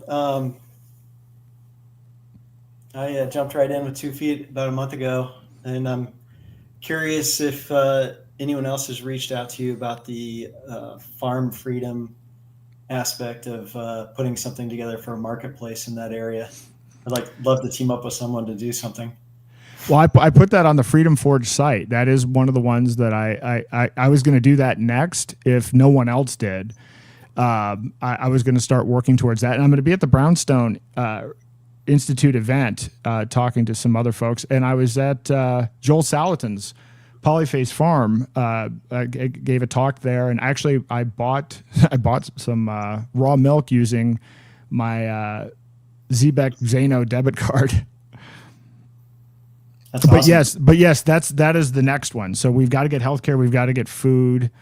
I think we really need to focus on these critical areas where the technocratic threats are the most serious, because, I mean, once they corner healthcare and food, then people are going to feel like they're going to be resigned to this idea that they have no choice, and then they're going to just accept technocracy by default. So if we can advance in these critical areas like healthcare and food, then I think we've got a shot. And I really think we can do it. I've been really excited about what I've learned about the state of medical tourism. Thankfully, haven't had a chance to take advantage of the fullness of that. But I did have a friend go to Peru recently for a major abdominal surgery, and it was a third of what he would have paid here. Yep. So it's pretty crazy. It's crazy. So Roy says, what do you think about living in the private? Would this be a solution? Living in the private. Not entirely sure. So I'm a big favor of using privacy solutions, obviously, although I'm public about it. But we need to get enough people using alternatives.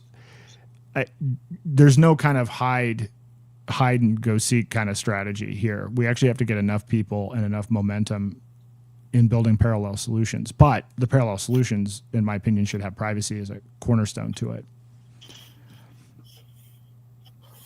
Can I ask you a question about onboarding people? Sure. I have a fairly technical background and got involved in crypto 8 years ago-ish. So I understand wallets, I understand private keys, I understand all that kind of stuff. And some of the steps are still pretty challenging to overcome. And I'm curious how, I've got a bunch of friends who are sort of my age, but are less technical. And I'm daunted by how to help them take a step toward this. Taking the whole step would be pretty hard. I got one of the ZBet cards is great. I felt like I was spending free money for some reason. Did you win? By the way, did you win? Were you one of the winners of the giveaway that I had, or no? I don't think so. Oh, no. Okay. All right. Never mind. Yeah, I got my card about a month ago, and it's pretty cool to spend some crypto I had lying around, just to be able to walk in completely privately and transact with my touchless pay system on the phone. But I'm trying to think of how to take a friend or two along this path without just blowing them out of the water.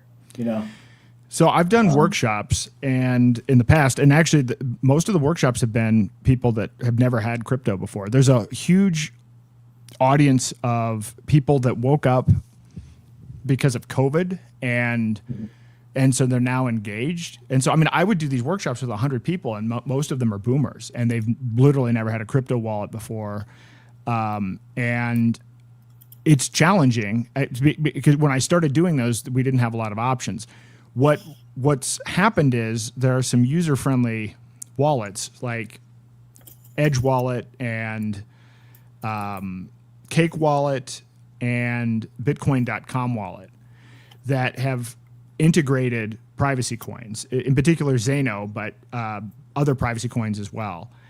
And that has been a game changer. So the ability to have these user-friendly wallets. And actually some of those folks sponsored the workshops that I did would bring some of their technical people along as well to see the interactions with the audience. And so there are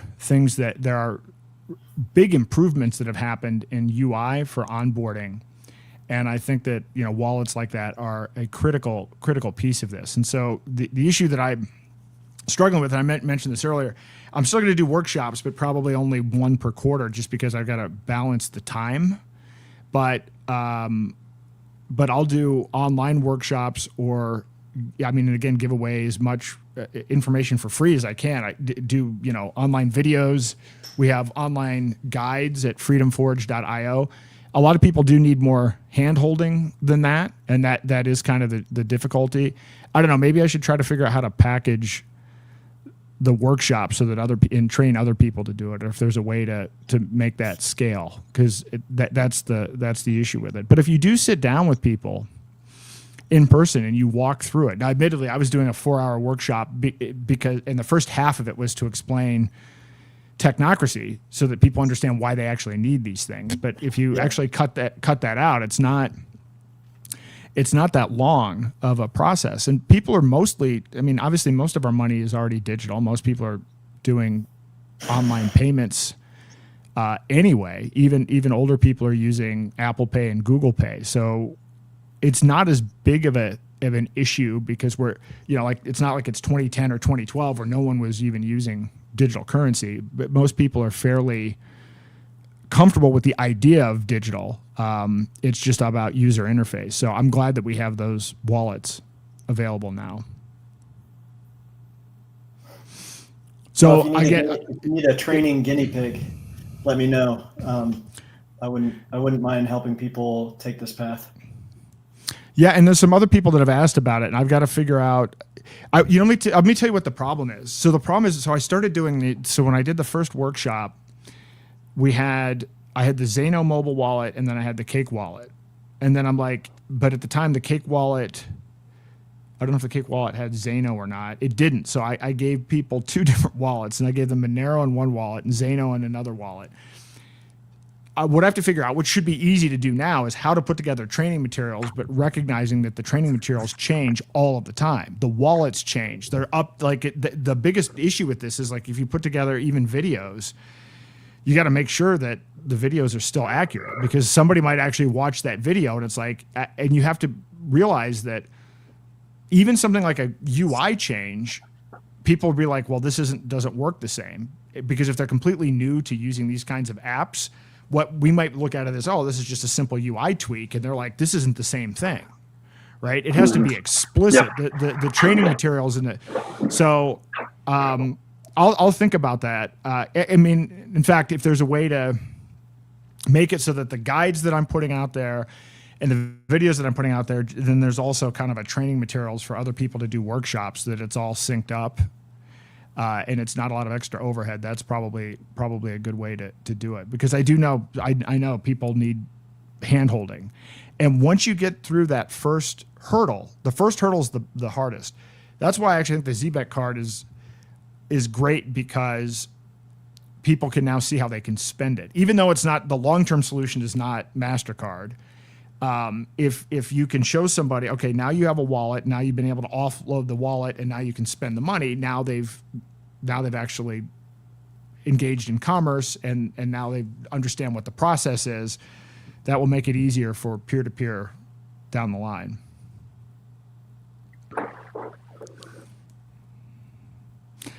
How do you find these? Do they advertise in travel magazines? I search multiple sources of information for this. I mean, I started with the JCI certification as one point, but I'm pulling information from a whole variety of data sources as the starting point, and then doing more kind of manual as we drill down into each location and each doctor. That's not as easily automated.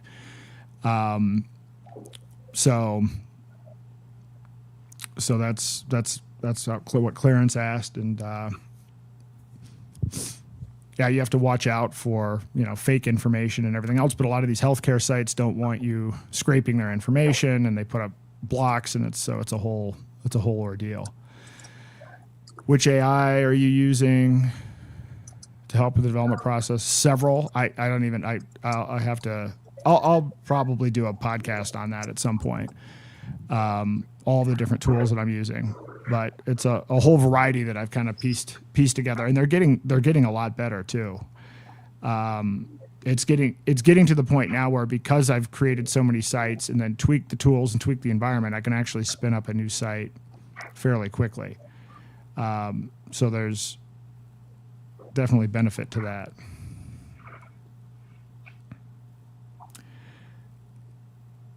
Leah, get a medical visa, not a tourist visa, for legal protection. Yep, that was on the site. And many of the countries like Thailand and others require it, but some like Mexico and Costa Rica do not. Look and use I don't know if this might be from the site, so I think she might be just pasting from what we have on the site. And we'll go into more detail about medical tourism facilitators and everything. Again, the whole point of it is transparency in information every step of the way. So there's not going to be any sponsored aspect to any of the content that we put out there, or any revenue sharing or anything like that. It's just going to be straight, transparent content on each aspect of the medical tourism process.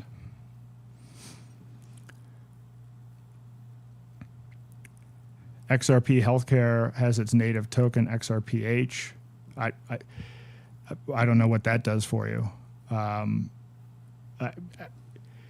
don't know what an XRP Healthcare token means. Other than XRP is transparent, centralized. I don't know why a healthcare designated token.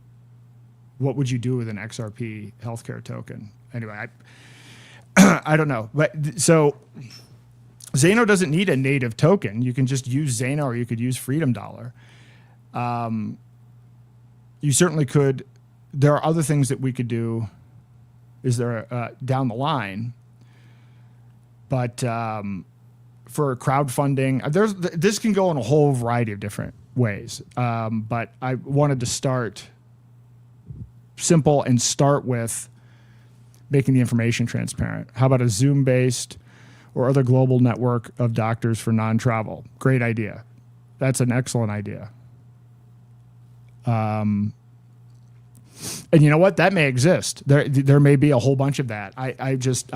There's so much to learn and research on all of this, but that is certainly a great idea. Is there a non-YouTube live stream link? There's a Rumble link. You can view it on my site, but that is right now just embedded YouTube. I was streaming directly from my site through a server that I have, but honestly, until we get more people on the site, the streaming costs aren't worth it. So I'm taking the videos and I'm storing them using IPFS for the archives, but I'm not going to do. I don't know that I'm going to do live streaming until we get to a certain size and scale, just because it's just one more step in the production process, and it costs extra money. I do have the capacity set up through, I think it's Omnicast. Here we go. Mostly unfamiliar with you. What other projects are you working on, if any, please? That's a good question. You can go to daylightfreedom.org. That is the first place to go to check out all of the different things that we're working on. And then within those sites, there are other sub-projects. So we have the aarondayshow.com podcast website. We have ownnothing.org, which is a site we're building to allow people to see how many rights they've given away through these online agreements that they've signed. We have Technocracy Atlas, which is a site for crowdsourcing information about technocracy, and also an AI chatbot for information about technocracy. And we have this site, and we have freedomforge.io, which has guides and content on how to get onboarded to the Zeno ecosystem, and also for building community around people that want to build projects on top of Zeno. Most of the professional guys now go down to Mexico for stem cell treatment. Yep. MMA guys. Yeah, that's true. Mexico is big for that. South Korea. Well, we have that list, but yeah, there's the whole stem cell market is a pretty robust market. And I know, you're in Florida, and I went to the biohackers gym there in Weston, Florida. And the woman that runs that was also the chief medical officer of a publicly traded company that was doing something involving stem cells. And she had all kinds of issues and legal problems regarding this. She was doing stem cells. She was doing IV stuff. I mean, it's just crazy that, it's not. And I can't say it's crazy. At this point now, knowing how it works, it is by design that these things are not allowed. But people are so used to this belief that we're on the cutting edge of medical treatment and medical discovery that is stuck. That propaganda has stuck, and it's just not true. And then the last podcast I even, talked about, it's not just stem cells, cancer treatment, all kinds of different therapies that you can get outside of the United States that you can't get here. Clarence, do you know if the Edge wallet will generally be behind the functionality of the Zeno wallet? Will generally be behind the functionality. Well, so obviously the native Zeno wallet will be state of the art, because they're working on, this isn't a static blockchain. There are new things going on, new developments happening. It's not like other blockchains where it's like, okay, this is it, it's frozen, it's done. There are a lot of technical developments going on and new functionality and changes to significant aspects of it on an ongoing basis. And it being a privacy coin, that's part of it as well. So my guess is, if you're talking about the most robust, the most robust features are probably always going to be in the Zeno wallet itself. So for instance, if you're going to stake Zeno, you're going to need to use the desktop wallet. If you're going to do a lot of stuff with, multiple aliases and certain other things, or there's new functionality, one of the great features of the Zeno mobile wallet is there's a browser built into the wallet, which is what allows you to basically connect your wallet directly to various websites. So this is how you can load your Zbeck debit card directly from within the mobile wallet. So they're going to be ahead on those things. But in some areas of usability, Edge is ahead. So Edge, for instance, has implemented the ability to, within the wallet, swap your Bitcoin for private Bitcoin, for BTCX, which is basically private, tokenized Bitcoin on the Zeno blockchain. But you can do that right from within the wallet with one click. And that's something that's not available, and that's an important piece of functionality. And then the fact is that Edge is a multi-asset wallet. So I use all of the wallets. There are different features and different nuances that I like about each. So I have all of them.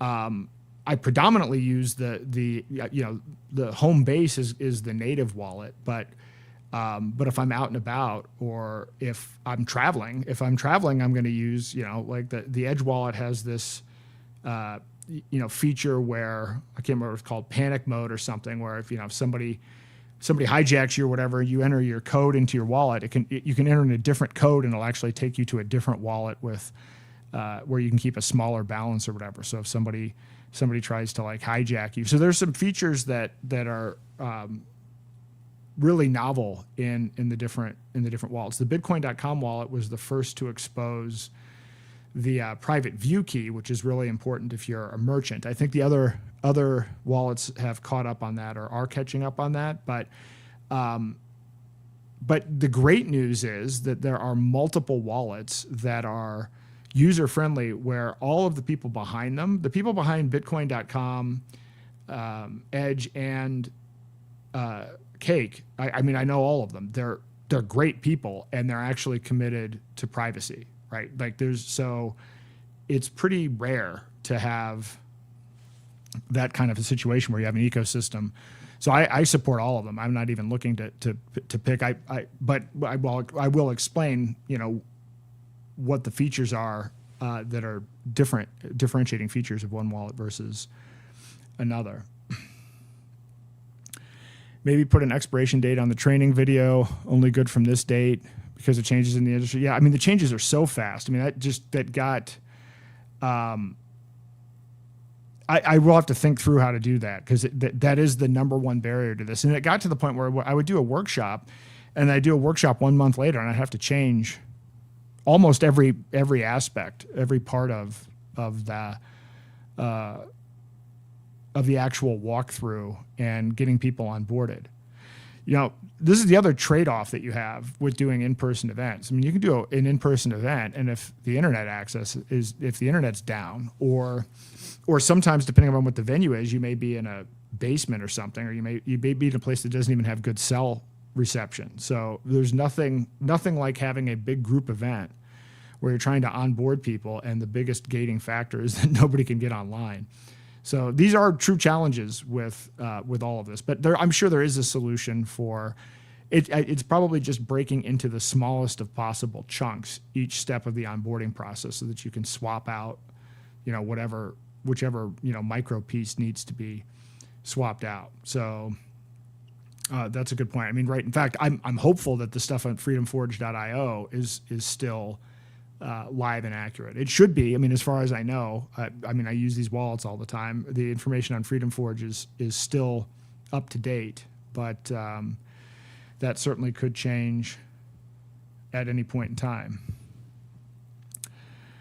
When BTCX is in my Zeno wallet, does BTCX mirror the price of BTC from day to day? Yeah, I mean, it's just a tokenized version. So, I mean, you can actually reverse out your BTCX and actually reverse into a BTC address, a new fresh BTC address. So it's literally just a token. It's tokenized based on actual Bitcoin. It's not like synthetic or made up, or if you look into how confidential layer works and the whole bridgeless process, you're actually locking up Bitcoin, and then you're tokenizing it, and then when you go to reverse the other way, your BTCX tokens are burned, and then you go out with that matching amount of BTC. So yeah, the price is equal, or should be equal. Of course, you could argue that maybe it should be at a premium, but I don't know. But we need more merchants to start integrating point of sale systems, and that will be key. Although I think the point of sale system also needs to be updated to take BTCX, but that will be really helpful when businesses all over the world can start to take BTCX directly and then can start trading amongst themselves. This is a really phenomenal way to get a lot of buying power into the marketplace. Can one buy Zeno with the BTCX in the Zeno wallet? That's a good question. I don't know if, probably not yet, but I mean, I'm sure at some point you may be able to, within like Edge Wallet or whatever in the future, you may be able to swap. My guess is that once volumes get to a certain point where there's a market for it, you will be able to swap these things. I don't know about that, actually. Can you buy Zeno with the BTCX in the Zeno wallet? I will have to get back to you. So I don't think there's a lot of BTCX out there yet, is the honest answer. The one thing I was going to do I am going to do a podcast specifically about Edge Wallet and how you can convert your BTC to BTCX. However, they had a minimum of $500. And so, which I've been told as of 48 hours ago or so has been lowered to $50. And if that's the case, then maybe the next week or two, I will do a podcast on that. Because my guess is there aren't that many people that have actually converted from BTC to BTCX yet. So this is one of those things. It's pretty thin out there. Yeah, it's pretty thin. So, so stay tuned on that. But hopefully now that the threshold has been lowered, hopefully that will change.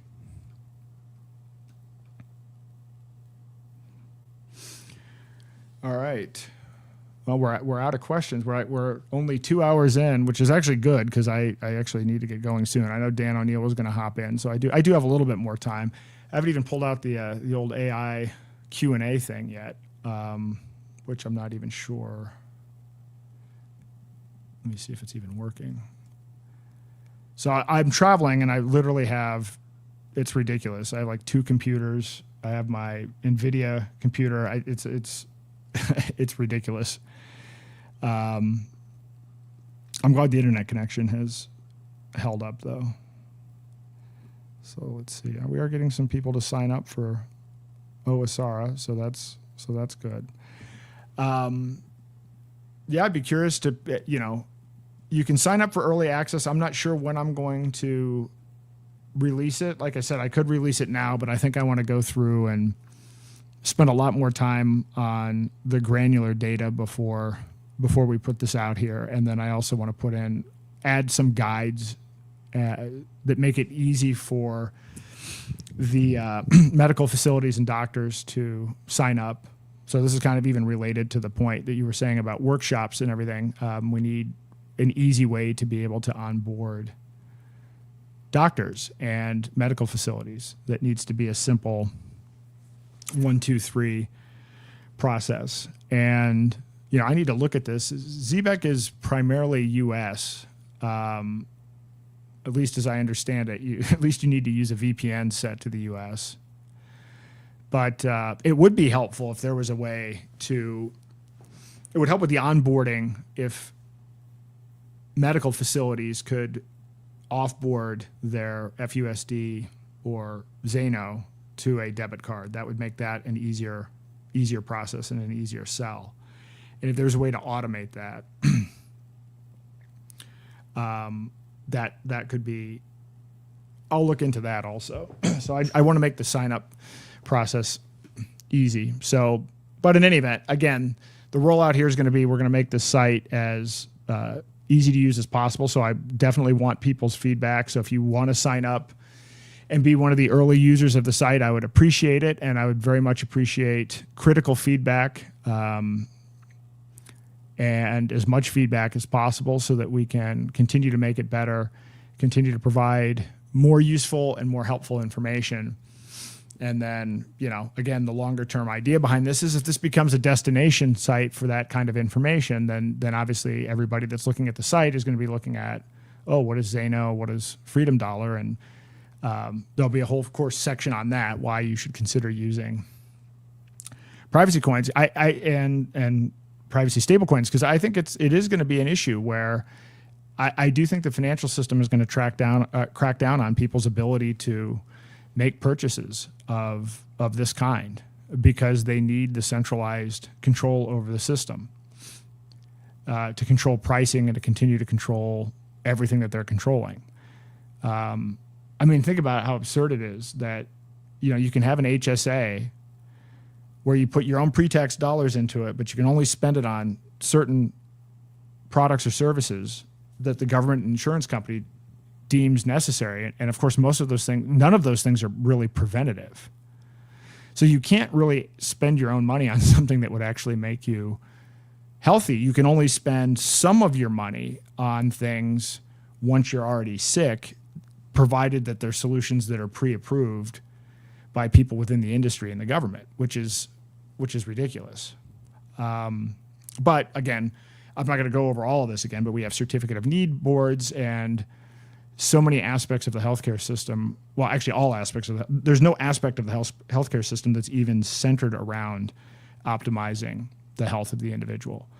So that kind of system, I fought when I was still believed that there was a political solution. My big area was focusing on Obamacare and in particular Obamacare Medicaid expansion. And I wrote several articles about this. The stuff that I learned was just mind-boggling to me about, even in the state of New Hampshire, the way the healthcare works, where they came up with some kind of scam where they could get Medicaid matching funds, and then they took the matching funds and applied it to the general budget. So this was a way for politicians to look like they were being fiscally conservative by siphoning off Medicaid money. But in order to do that, they had to actually keep these inferior hospitals in line and block off any competition to any hospitals or innovators that might come in and disrupt the system, which would be easy to do because the hospitals themselves were notoriously ineffective. In fact, let me see if I can find those articles. That was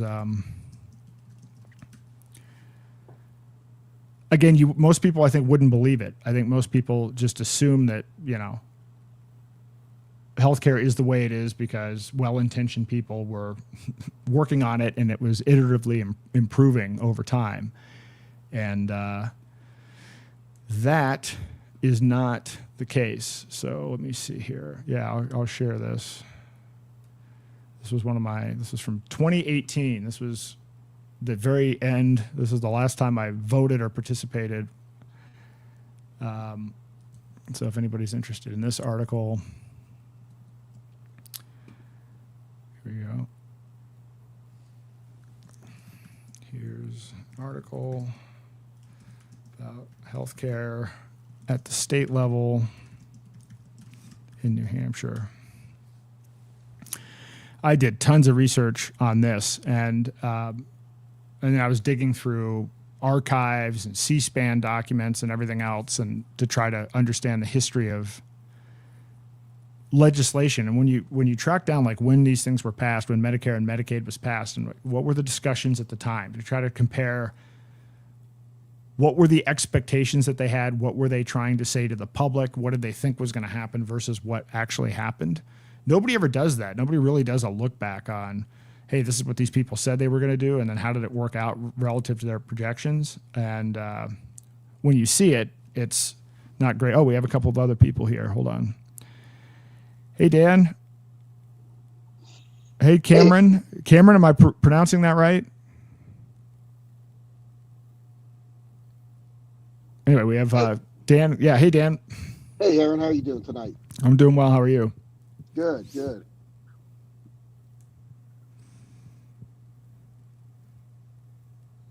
I don't want to interrupt you. You were on a roll there, giving out some good information, so I'll let you finish. Oh, good information's over. It's only bad information from here on out.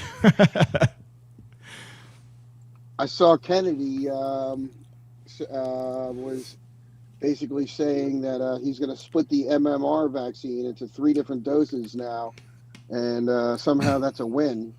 And what I'm wondering is, why doesn't he just say, I don't recommend any of these vaccines?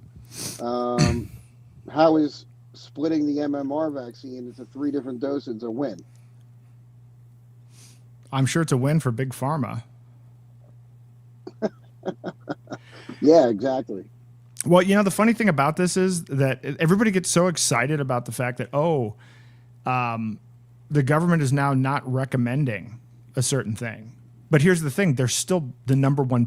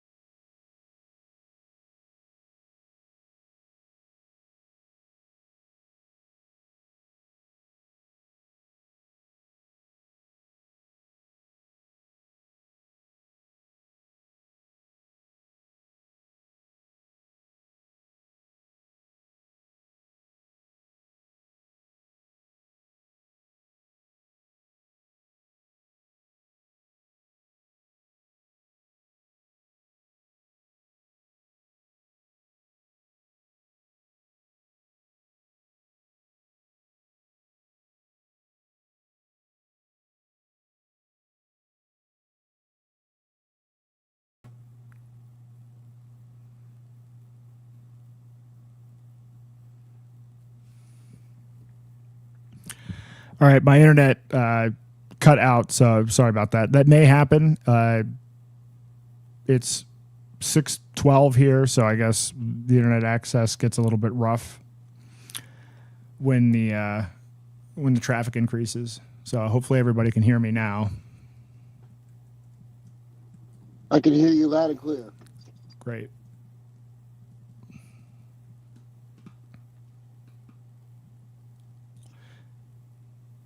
So I think Kennedy got rid of Red 40 out of Skittles too. So I think that's the other win that the Kennedy got. That's great.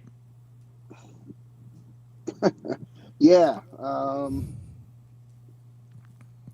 Too bad about that technocracy AI takeover of everyone's healthcare data.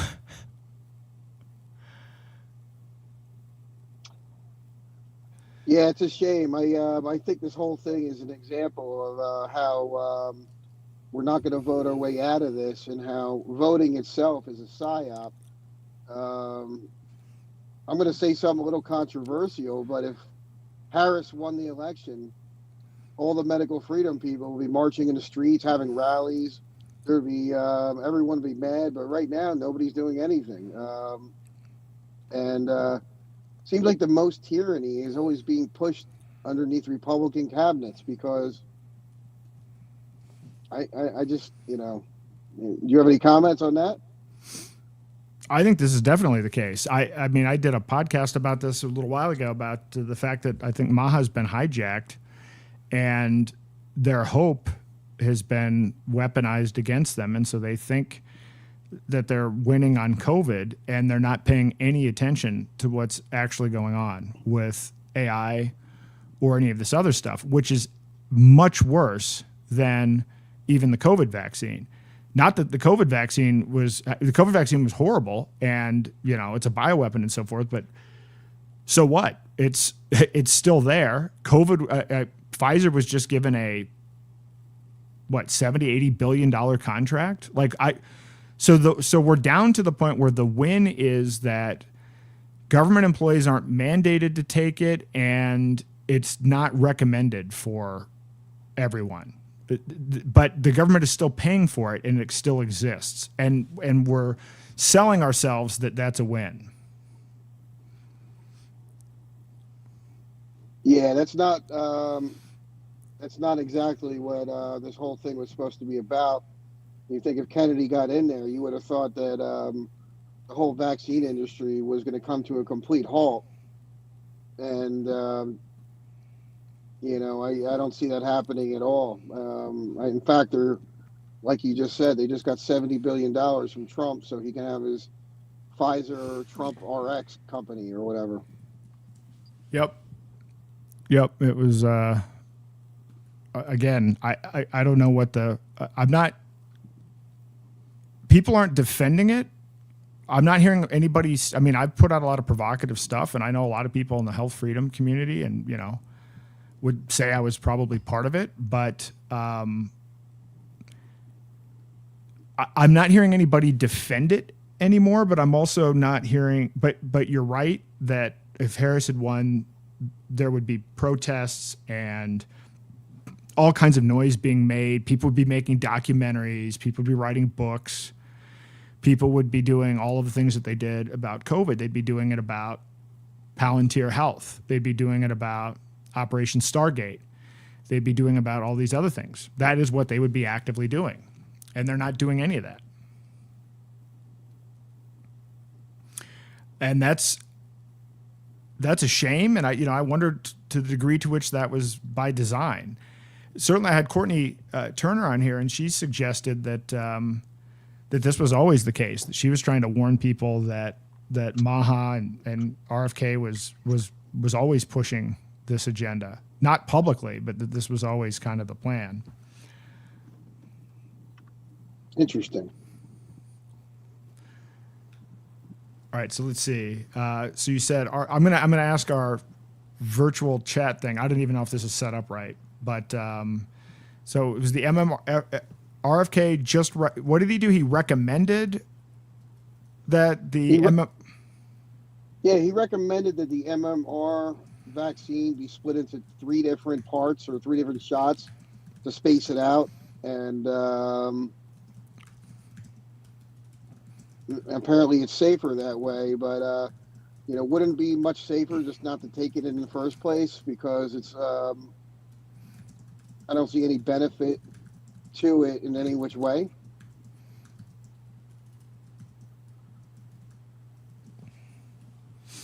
Yep. Well, let's see. Let me see what kind of answer we can get. I'm going to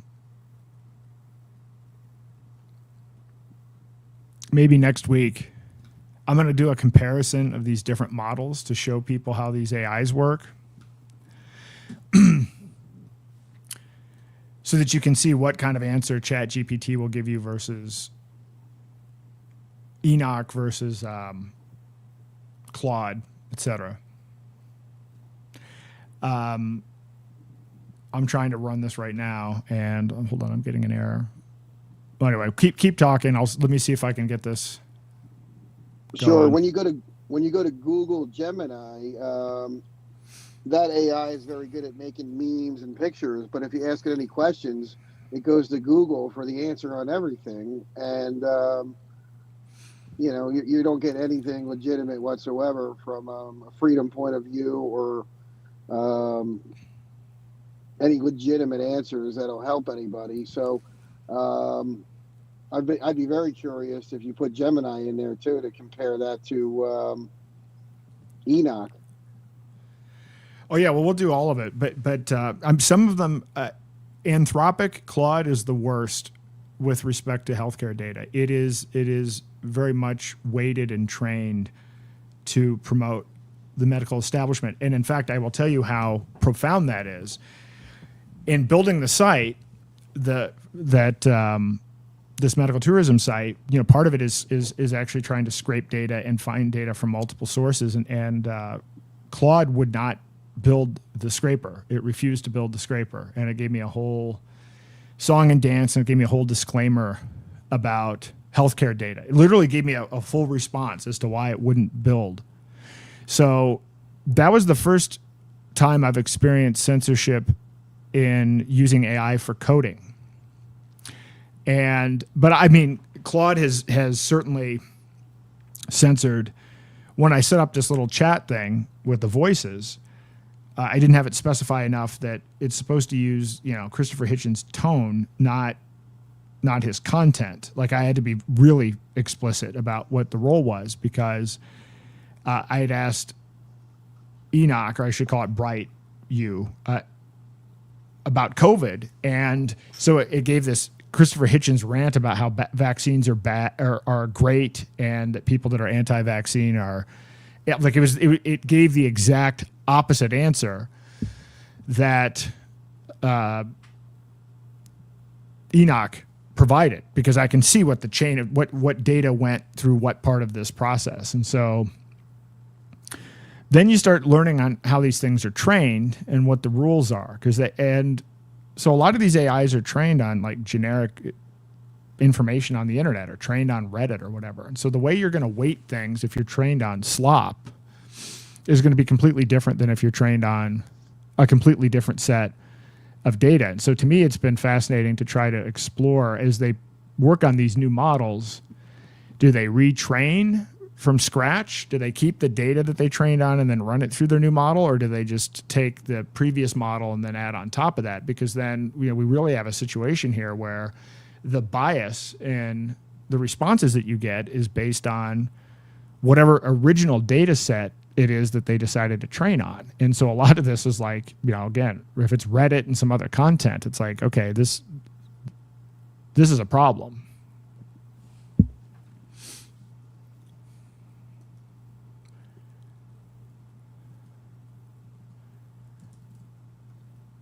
So I see we have, is everybody in here that's supposed to be in here? Okay, let's see. Steven, are you on here? All right, Steven's on here. Steven, I'm in, man. Okay, good. It's interesting if you look at the beginning of COVID, some of the personalities in the freedom movement podcasters that were on the right side of things and some of them that were on the wrong side of the things in the very beginning. Was very interesting. Like if you look at Ron Paul, Ernest Hancock, James Corbett, those guys from the day one, don't take that vaccine. Look at the agenda. James Corbett had a 4.5-hour documentary on Meet Bill Gates. Ron was talking about the pandemic a year before it started, saying that they're going to do all this. And then you look at some of these other podcasters that were playing along with the agenda from the very beginning. Dave Smith was wearing the mask and talking about it. Luke Rudowski was mad at anybody that didn't wear the mask or talked against the vaccine. Said they were going to get people killed. And you got, so you had a big difference in this freedom movement on from the very beginning on who was telling the truth and who wasn't. So, and it's always the same people. Ron Paul has been right for a long time. Ernest Hancock, James Corbett. We have a lot of people in this movement that are misinformants, I think, and they steer people in the wrong directions and they have huge followings. So, well, and here's the question, though: are they misinformed? Are they intentionally misinforming people, or do they just not know? Because here's the thing: most people don't know how healthcare works. Most people have no idea. The information that we've talked about in the last 2 or 3 podcasts here, almost no one is familiar with this. People don't, because by the way, if they were aware of this, there would be riots. It's kind of like what Henry Ford said about money. It's like if people understood how money works, there would be riots in the street tomorrow. And I think the same is true with healthcare. They put up with not knowing how much things are going to cost. They put up with all of this stuff, and no one would put up with that if they understood what happened. So I don't know to what extent. So to what extent are people intentionally misinforming or not? Now, are they being particularly objective or open in their reporting of these situations? I think clearly not, right? I think there is some room for people to be wrong and to improve. But then there is the question of why are people listening to people? On what basis do these people have large followings, and why do people listen to it? That's a whole other problem. Well, like Tom Woods used to say, there's a certain people that stay between the 9x11 index card of allowable opinion, and they're going to get a much bigger net, bigger audience. And then there's some other people that don't care about that as much, and they just want to speak the truth. I'm going to talk about Alex Jones, for example. He might have the biggest audience in the whole freedom movement. And let's be honest, when it comes to really big stuff, he's a misinformant, and he knows it. I don't need to even explain that, do I? No, you don't. But there's a question. So was he always that way, or was he hijacked? That to me is the question. The one thing that I've noted though is the one strand throughout the time he's been reporting on this stuff is his answer is always to believe in somebody else. His answer is never, here's what you can do for yourself about the situation. His answer is always like, believe in Trump, or we're going to defeat the globalists by voting or whatever. I don't think that's ever changed. It's just absurd now. Like the idea that he can defend Trump. And you listen to the way that he even tries to rationalize it, where COVID was like his big issue the whole time. And then all of a sudden now he's backpedaling. He's like, well, Trump was just surrounded by the wrong people, and now he's getting the right information. And then he turns around and gets another booster and gives $70-80 billion to Pfizer. It's like at some point he has to know what he's doing is maliciously bullshit at this point. I suspect he might be doing it out of self-interest to try to get his case resolved and to try to get any leverage that he might be able to get in his legal proceedings. That's one part of it. But I don't know. I don't know. It would be nice if people would start thinking for themselves. I can't even watch. I'm not even watching this stuff anymore. I mean, it's not even just Alex Jones. The stuff that comes across my feed, the latest debate between whoever it's going to be, Dave Smith and this, and I sit back and I look at this like, even if I watch this, what would I possibly gain from this, and what would possibly change as a result of it? Arguing about whether it's the neocons or the Jews, how is that even? What's that going to do? What's the net effect of that going to be? I mean, millions of people watching that, and right, like so the whole thing is about style and delivery on people that are not knowledgeable about what they're talking about. That seems to be, now again, I don't know if it's popular because it's popular, or if it's popular because it's intentionally boosted by algorithms because it keeps people divided. Well, I mean, obviously, if you're MAGA, you identify as MAGA, and you're a podcaster, you're going to have a much, much bigger audience than if you're not. So if you're just trying to get clicks, likes, and you want to sell vitamins, or you want to sell whatever gimmick you're selling, that's the direction you're going to go. You're going to tell everybody that he's the savior of the republic, and this great guy, and this, that, and the other. Now, the problem is, now you get a guy like Ron Paul who's been telling the truth for, God knows how long before all of us were even born. Even in the Republican debates, are asking him, if you lose this debate, are you going to support the whoever wins the primary? And he said no. He goes, I don't like anybody on this stage. And Ron was never, he's the only guy that stood up against the Iraq and Afghanistan war. He's still, to this day, he's talking about natural law and the truth. And, he was right about COVID. He was right about all these laws. And the funny thing about him is that, just like yourself, you guys have been right about a lot of things, but it's not the most popular thing to be right and stand up against a lot of this stuff. You can do a lot better probably financially if you just lie or do what everyone wants to hear. So, now, that being said, I'm sure some of these people are not lying.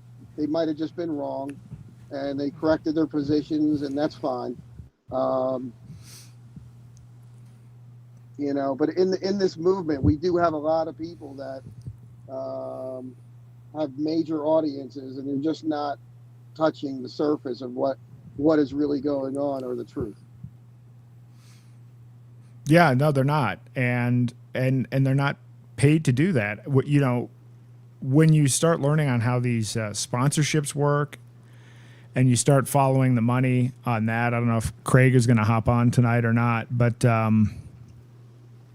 you follow these conservative things. It's like, all right, they're going to have the same 4 sponsors, and those sponsors have a large sway over what the content is. And so if the content goes a little bit too far one way or the other, then these people are going to lose their financial support. So that's a tough one. I mean, if somebody's on there and they're trying to sell people gold ETFs or sell, whatever, what was it? Eric Prince? What was Eric Prince selling? What was he behind? Was he behind one of these? I don't know. There's a whole bunch of, you see these memes with all of these podcasters that are basically funded by the same sponsors. Yeah, good luck being MAGA, and you can't talk negatively about MAHA or the health freedom movement, or you'll lose these sponsors that are providing what's the big one that McCullough's behind, that pushes, it pushes alternative treatments for COVID and everything, but the thing is, they sponsored a huge, just dozens and dozens of influencers. Well, if you're getting sponsored by them and you go out and talk against MAHA, you're probably going to lose your sponsorship money.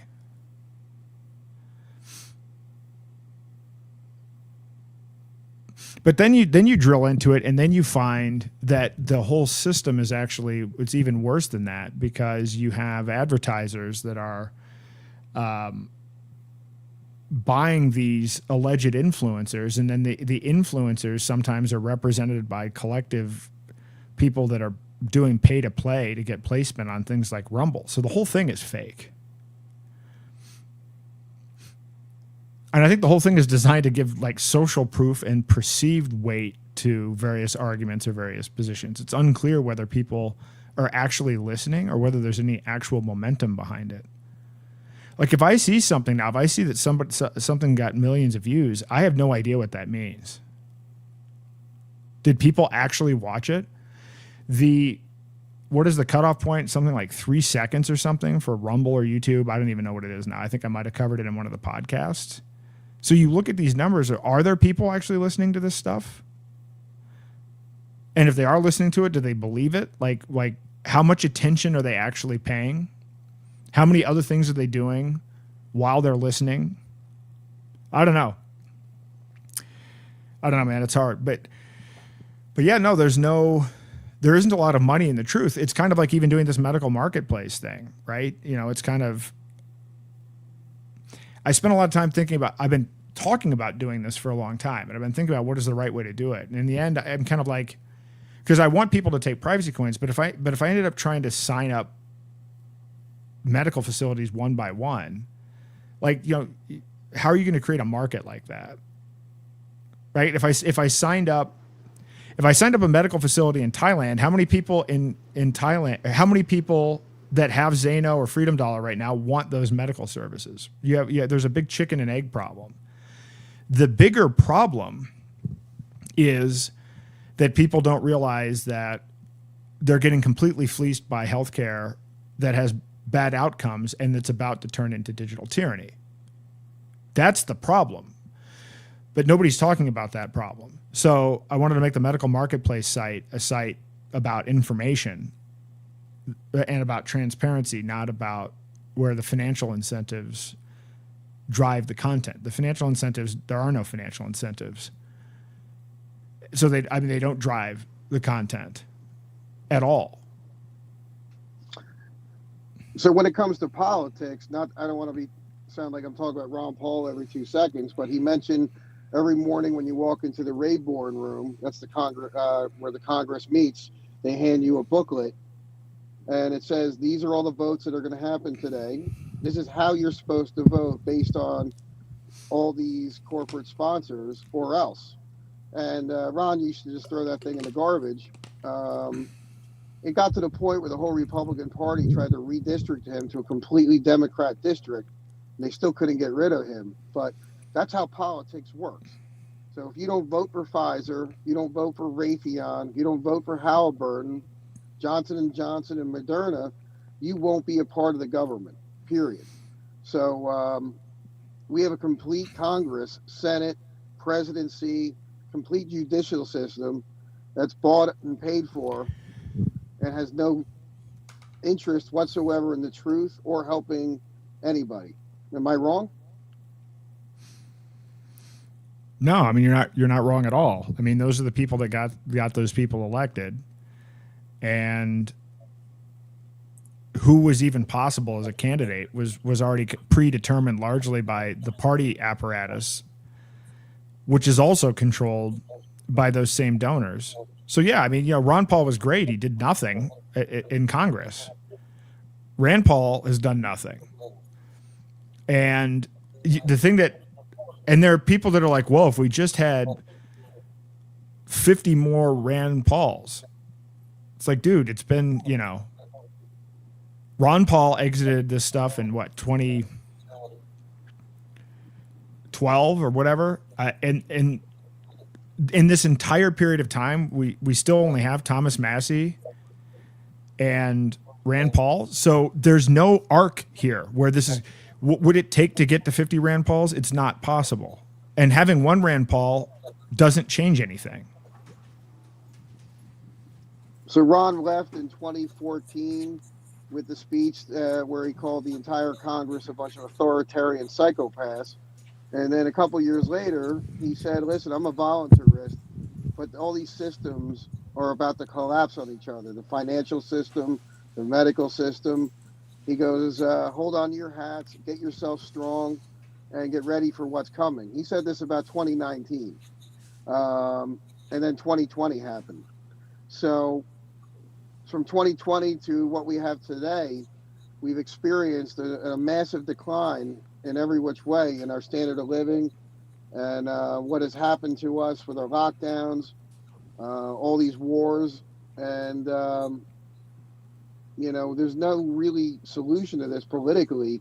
But when all these people in our freedom movement only concentrate on politics, voter registration drives, signatures to get on the ballot, constant, politicking in a system that has no interest whatsoever in working. You're right. It's a perfect psyop. It is. And again, I think most of these people don't know that they're doing this. Like, they don't realize. I know this was the thing at the Liberty Movement in New Hampshire. Most people like believed in it because they didn't know how politics actually worked. So they're just like, well, our ideas are better, so we'll win because our ideas are better. They don't understand any of the mechanics or the money or the political structures. And so a lot of people come in it with good intentions, but then they don't adapt, they don't adjust, they don't learn, or they get to the point where if they get any amount of political power, they violate all of their principles and then rationalize it as, well, this is just the way that it works. I mean, this is why I want to try to figure out I don't even know if I'll be effective at laying out all of the aspects of, okay, let's play pretend. Let's say you're serious about winning politics. Okay, let's diagram. Here's how the money works. Here's how the elections actually work. Here's how voting works. Here's how the bills are actually drafted. This is what actually happens. What game are you playing when you're like, we're going to get signatures for the ballot? And what is your theory? We're going to get 1% this year, and then we're going to get 3%, and then what? You're going to win? I mean, some of these, like the libertarians, are delusional. What, do you get 3%, and then what? Then you're going to win the next time? They don't even get 3%. It's more like, what did Chase Oliver get? 0.4%? And if they got 1%, it's a miracle. But the thing is, when the libertarians, they don't want to, a lot of them don't want to be controversial. They don't want to go out on a limb on medical freedom or anti-war or anything, because they think that if they stay between the lines, that somehow everyone's going to like them. But the problem is, nobody's going to vote for somebody that's staying between the lines that has no chance of winning. So they're always going to vote for the R or the D. And, so libertarian politics, the only use for it is to have a community, to meet people, bring, and that's about it. Nobody's winning in an election.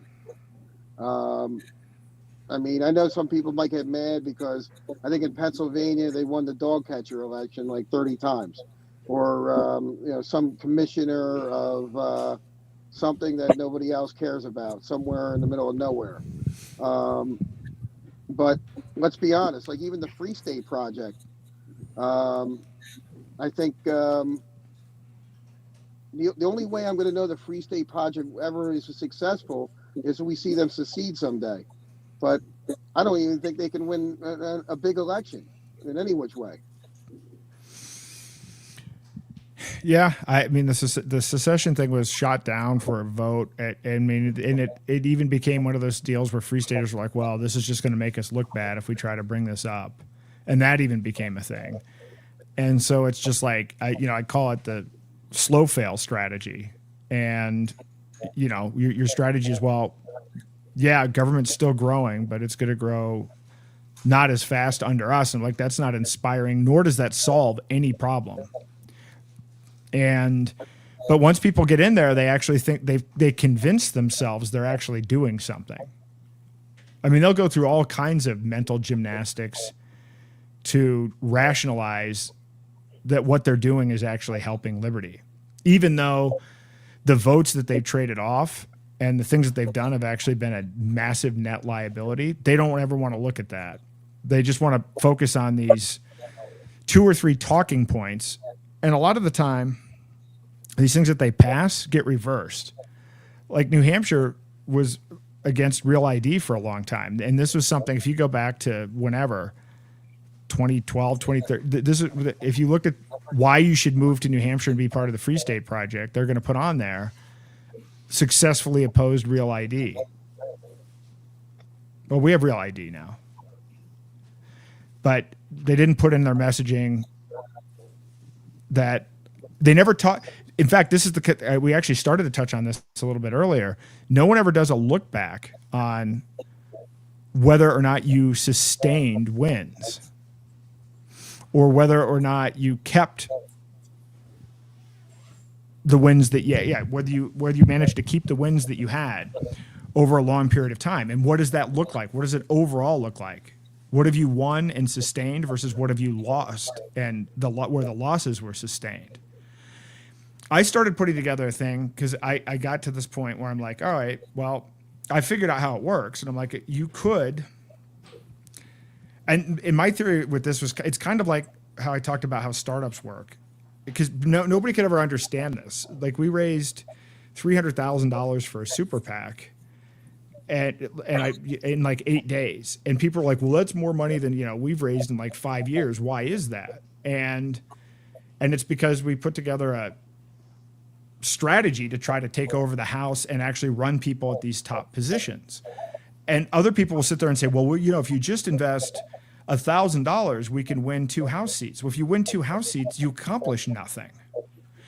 People want to invest in something where it could possibly have an impact. And what you have with these political movements is a collection of small wins that usually get reversed, surrounded by a bunch of massive losses that no one talks about.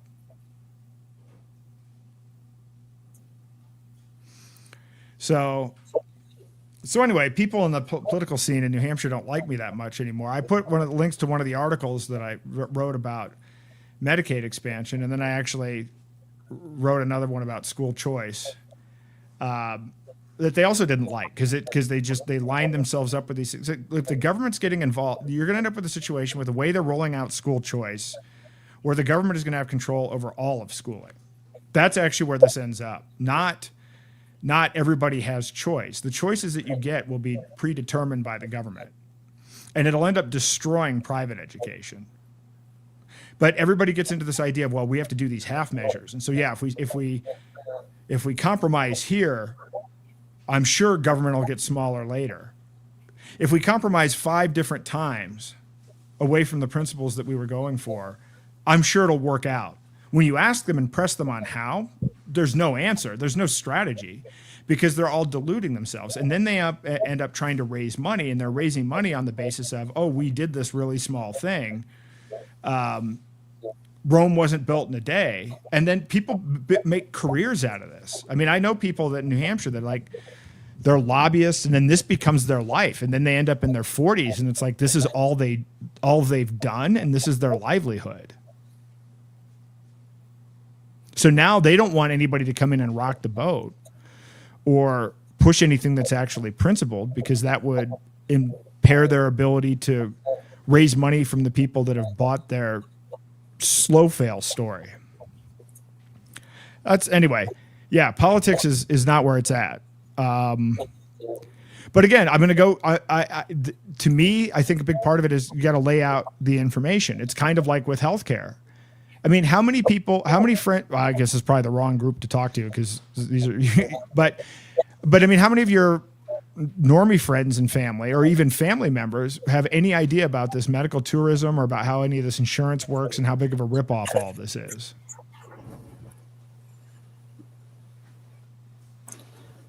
I'm just learning about it myself, actually, the whole medical tourism thing. But I mean, coming back to the whole, political thing, it's like, if you look at Maha and, they had this political equity that they use along with the libertarians, and, Sure, Ross got freed, right? That's an awesome thing, and that was a real true win, I think. But then Maha was real happy because RFK got the position that he got with Trump. And then, does anybody consider the fact that not only that they're funded by these players, like the pharmaceutical companies and stuff like that, but they're also invested in them, right? Don't they own stocks? Don't all these politicians own stocks in all these companies? So before the lobbying even comes, they have a personal interest to push the companies that they're holding stock in. Yep. Yeah, no, of course they do. I mean, and most people do, right? Most people hold this stuff in their 401ks or their retirement plans. I mean, how many transhumanist companies and pharmaceutical companies does RFK have investments in? I mean, I thought I heard some blips on him owning stock in all these companies. Well, he does. And if you JD Vance owns I have his portfolio. I'll have Craig on. We were doing some research on this. He owns a bunch of robotics companies and complete technocrat companies. And what's going on in Ohio is going to turn into a technocracy hub with Vivek and everything else. And now you have Androl and all this other stuff. And they've managed to convince people, like even some like libertarian-ish people, that these are like smart free market people, and they're not. They're actually full-on technocrats. And most of these businesses that they're making this money off of are making their money off of government contracts. It's like, oh, well, you're clever. You managed to figure out a way to defraud the government. Like that's not a useful thing, nor is it a libertarian thing. But JD Vance is his portfolio is all technocracy, and he's part of an investment fund, Vivek's company that he talked about, Strive or whatever. Craig went, and there's no office. He actually went to the office to see what was going on, and there's no one there. There's no actual people in the office. The whole thing is and then RFK got into Bitcoin all of a sudden, and now everybody's pushing a Bitcoin strategic reserve. So yeah, and his running mate who funded his entire campaign was completely tied into that. So, and they're building the reserve with confiscated Bitcoin. Yep. Yep. It makes me want to take all my Bitcoin and convert it into other privacy coins. Well, I mean, people have to stop worshiping these people. I mean, at what point do you realize you're rugged by RFK? I don't, and everybody's like, oh, it's Bobby. Everybody refers to him as Bobby. Okay, at what point do you realize you were rugged by Bobby? Like, again, it's almost like it's the 5D chess thing. Oh, well, he's just getting in there, and then he's going to do this. Really? He's going to bring in Mark Andreessen. He's going to bring in Palantir. Like, what's the big 6D move here? I don't think that there's a lot of clarity on what people think he's trying to do as it relates to the concept of medical freedom. And the concept of medical freedom to me seems like it's a pretty simple concept, which is that you have complete control over your own body and your own health. It's not a complicated, nuanced thing. And wearables and AI surveillance and Palantir and Mark Andreessen's portfolio companies meeting with the government and applying AI to Medicare and Medicaid is not part of medical freedom in any way, shape, or form.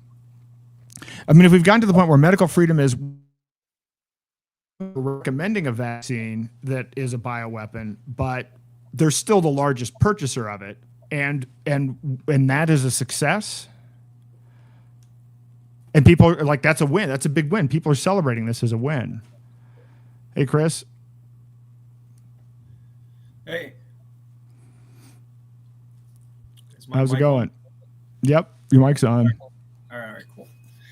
Going all right. You're just talking about something that it resonates with a general observation I've been making over the last couple of years, sort of emerging from paying attention to all these little crypto communities. But how do people still believe in the air quotes 5D chess and the RFK juniors and all of these. And I've just sort of observed that people they've got like a genius fetish, right? Everyone's looking out there to find the smart person to follow and basically make all their decisions for them. Like, oh, smart person, they're in charge, they know what they're doing. I will just do what they say. I'll do what they tell me, whether it's some idiot influencer shilling a meme coin of some kind, and they're like, this is the next, this is the next Bitcoin that's going to go up tens of thousands of dollars for you after you buy in or whatever. And it's just people get locked into this genius fetishization. Man, well, that's a hard word. And they just kind of won't drop it, even when the person clearly is not performing, is not doing what they were supposed to be doing. It's unfortunate. Yeah, I mean, we've talked about this before. I mean, it's easier to fool someone than convince them they've been fooled, and we're living that now to the point where, I mean, if you bought it for 5 years, then you'll buy the more outlandish story about it being 5D chess, because otherwise you'd have to admit you've been wrong every single time for 5 years, and that's a high bar for people to want to cross. And so that's why the stories get more outlandish. And I mean, I talked about this with crypto, with this NESARA, JCI-certified, XRP, XLM, global quantum financial reset thing. And I mean, I dug into that, and it's like that is a, you have people that are sitting around thinking that the Bank of International Settlements is going to participate somehow in orchestrating a debt jubilee and then issuing people gold-backed tokens on XRP. And then people based on this are not paying their mortgages or paying their bills. Like this is a level, and it's still happening. But then now they add new things to it. Well, there are also med beds. So in addition to the quantum financial reset, all of healthcare is going to be revolutionized, because the white hat insiders are going to unveil the med bed technology that's going to cure everybody's cancer. Like, it's just, but again, now if you're that far into it, now you're like 8 years into that psyop. Hey, that sounds, sure, I believe that. So I'm not going to get medical treatment. I'm going to not pay my mortgage, and I'm going to wait for the Bank of International Settlements and the white hats from military intelligence to come. That's the level we're at. Yeah, it's pretty depressing. There's also, you talk psyop. I think in terms of like what I'm saying with genius fetish, there's also the broader psyop of like, most people have never met a genius. They don't know what a genius behaves like. They don't know what they might sound like when they're talking. They're not exposed to like an actual genius, and they're like, people that are really, really smart are oftentimes fairly uncertain, right? They operate in distributions of ways things can go. They're not going to give you that like confident take of it's going to go exactly to plan like this. I'm 7 steps ahead. It's going to fall out exactly like these dominoes are going to play out. But because most people don't have any experience with geniuses, right? It's like 1 in 50, 1 in 100 in the population, and it's not like they're evenly distributed, right? They congregate in certain areas more so than others. And so what people rely on is freaking media. Oh yeah, geniuses are that's what you see in Big Bang Theory or some other TV show where you've got writers who also probably don't have a lot of experience interacting with people who are actually really conscious and capable, and they're spitting out their fantasy fiction version of what a genius looks like. So it's like this decades-long psyop of presenting this really stupid image of what someone that is capable of actually helping you and thinking about all of these different angles and coming up with potential solutions is going to look and sound like. It's like nested psyops. Yep. I I don't disagree with that at all. And it's, I mean, again, how do you break that? I don't know how you break it. I mean, I guess just one person at a time. Yeah. Yeah, you gotta. I mean, you gotta engage people, I guess, and show them that they could be their own guru. They could be their own genius. Like they can get the information. They can surround themselves with other people and network with them that know about these things and ways around them. And we can't look to anybody else to save us. You have to look at all the information and think for yourself and come to your conclusions and then make your decisions, and then make mid-course corrections when things aren't going properly the way you expect them to or you desire them to.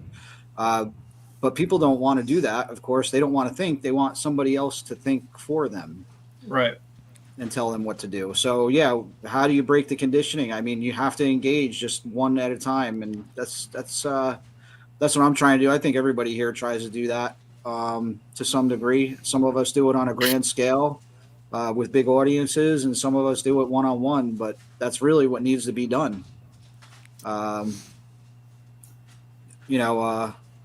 I think a lot of the infrastructure is in place for this stuff, and then it's always improving all the time because you have people like Aaron and other folks in this community that are building infrastructure. It's just bringing people along and showing them what's already been put together, and to start using what's there, and getting the updates and learning about what's new, and engaging with that too, and learning more about that, and then just continue to bring people into this parallel system of trade to be able to do business with people and associate with people that want to be free and do not want to be enslaved and have their be told what to do all the time. But I guess it's kind of laziness. I have it. I know I have it. I have my mental laziness. I ask stupid questions, and I can go get the answer myself. Okay. But we try to be an example in what you're doing, and then when people ask you why are you doing that, explain to them why you're doing that, or just even talk to them and see what their pain is, and say, well, this is kind of how I deal with that pain, and here's some information on it. I don't see any other way to do it. And then, bring them to an event where somebody who does know more about these parallel systems can show them more and give them more details, point them to the resources. I don't know. I don't know what else to do. I mean, but it's definitely not voting. No. I have not voted in many, many years, and I have not regretted not voting in many, many years. Like Obama won was the last major election that I cast a vote in, and within 2 years I felt like I'd got and was like, it's just not worth it. Getting spun up, spending the time, all that shit. Yeah, no, it's a colossal drain. Well, I mean, hopefully we can build some of these systems and then make them work and make them easy for people. I think people need to see that there's an option. This is why part of the problem is you have a lot of people arguing about not even the right thing, and that draws a lot of attention. So people are passively spectating people that don't know what they're talking about, debating about an issue that's not important. And that takes a lot of time, and that takes a lot of effort. But most people think that the only solutions that are available are those that are within the existing system, because they've never thought outside of the box or outside. They don't even know how the current system works, let alone try to think outside of it.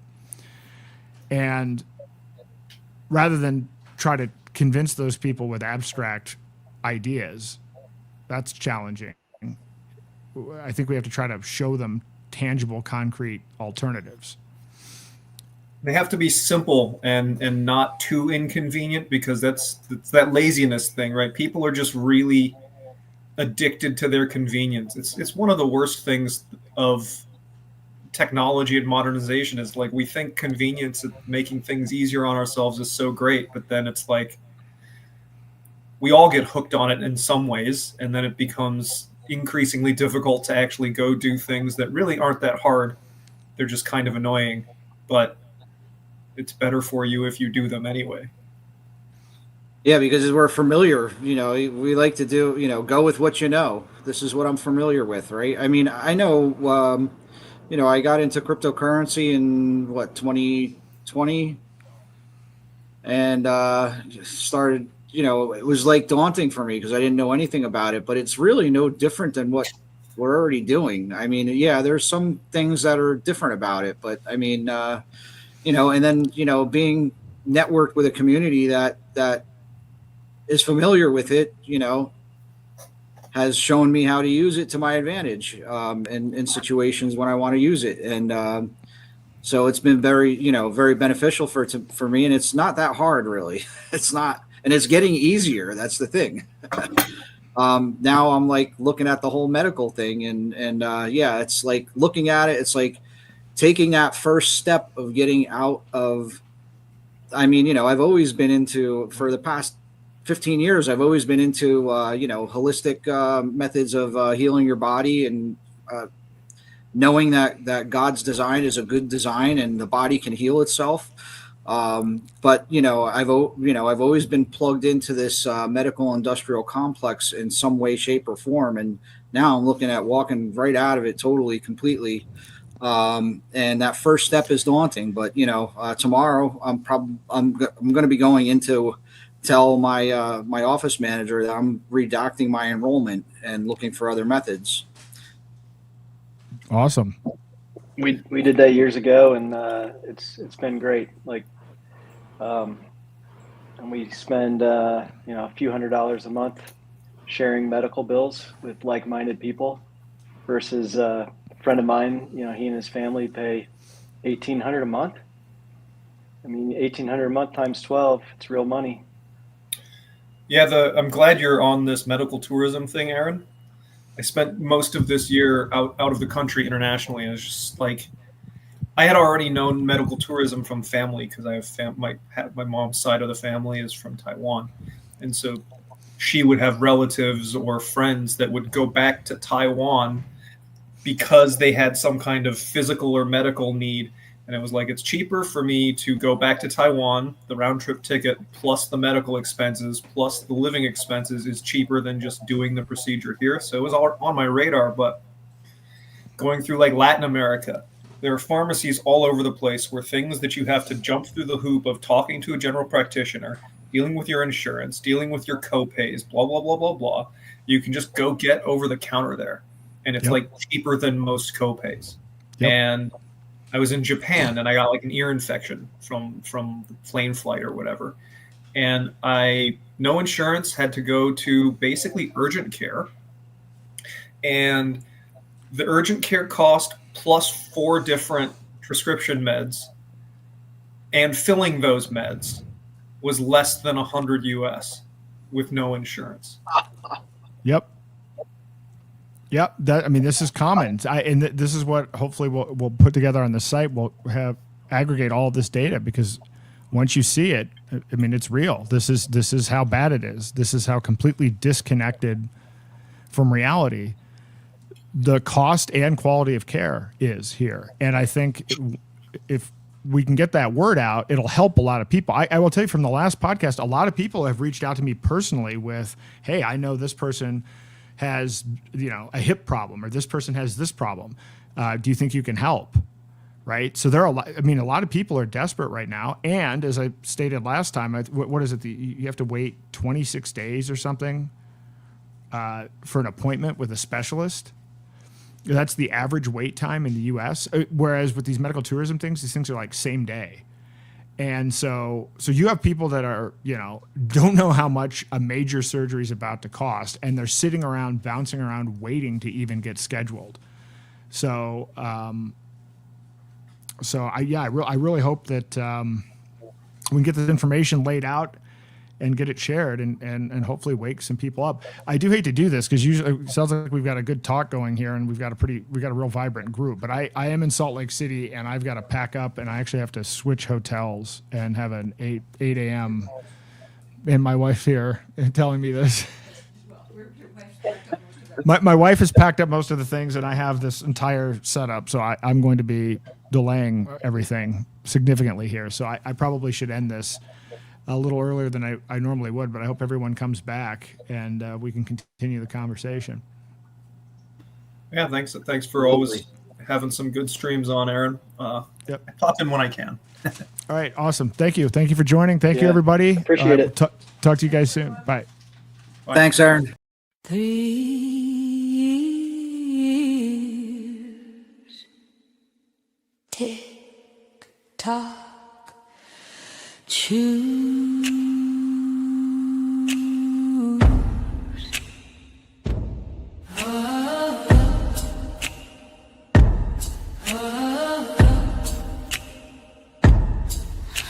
They sold you hope with a velvet flame, wrapped in the stars, but it feels the same. Heroes with halos drawn in smoke, whispered of freedom while tightening yoke.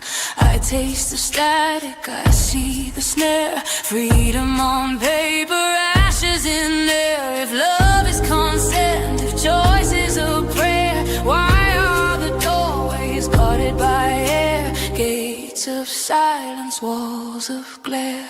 Don't ask for permission, just breathe and say no. Kill a blue light altar, let the wild seeds grow. Raise your hands and fire where the storm winds blow. We won't comply, won't comply, won't comply, won't comply.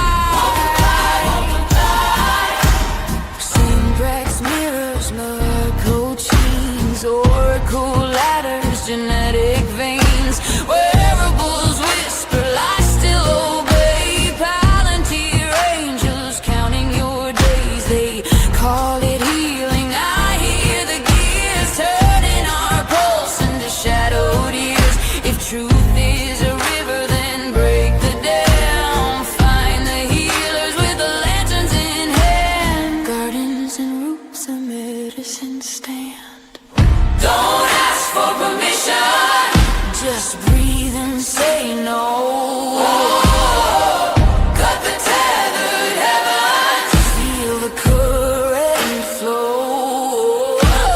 Write your name in lightning on the midnight road. We won't comply, won't comply, won't comply, won't comply. Relight eyes in a crown of glass, genius rails where the shadows pass. Quality chains on the things you own. Exit the grid or become their throne. War. If falling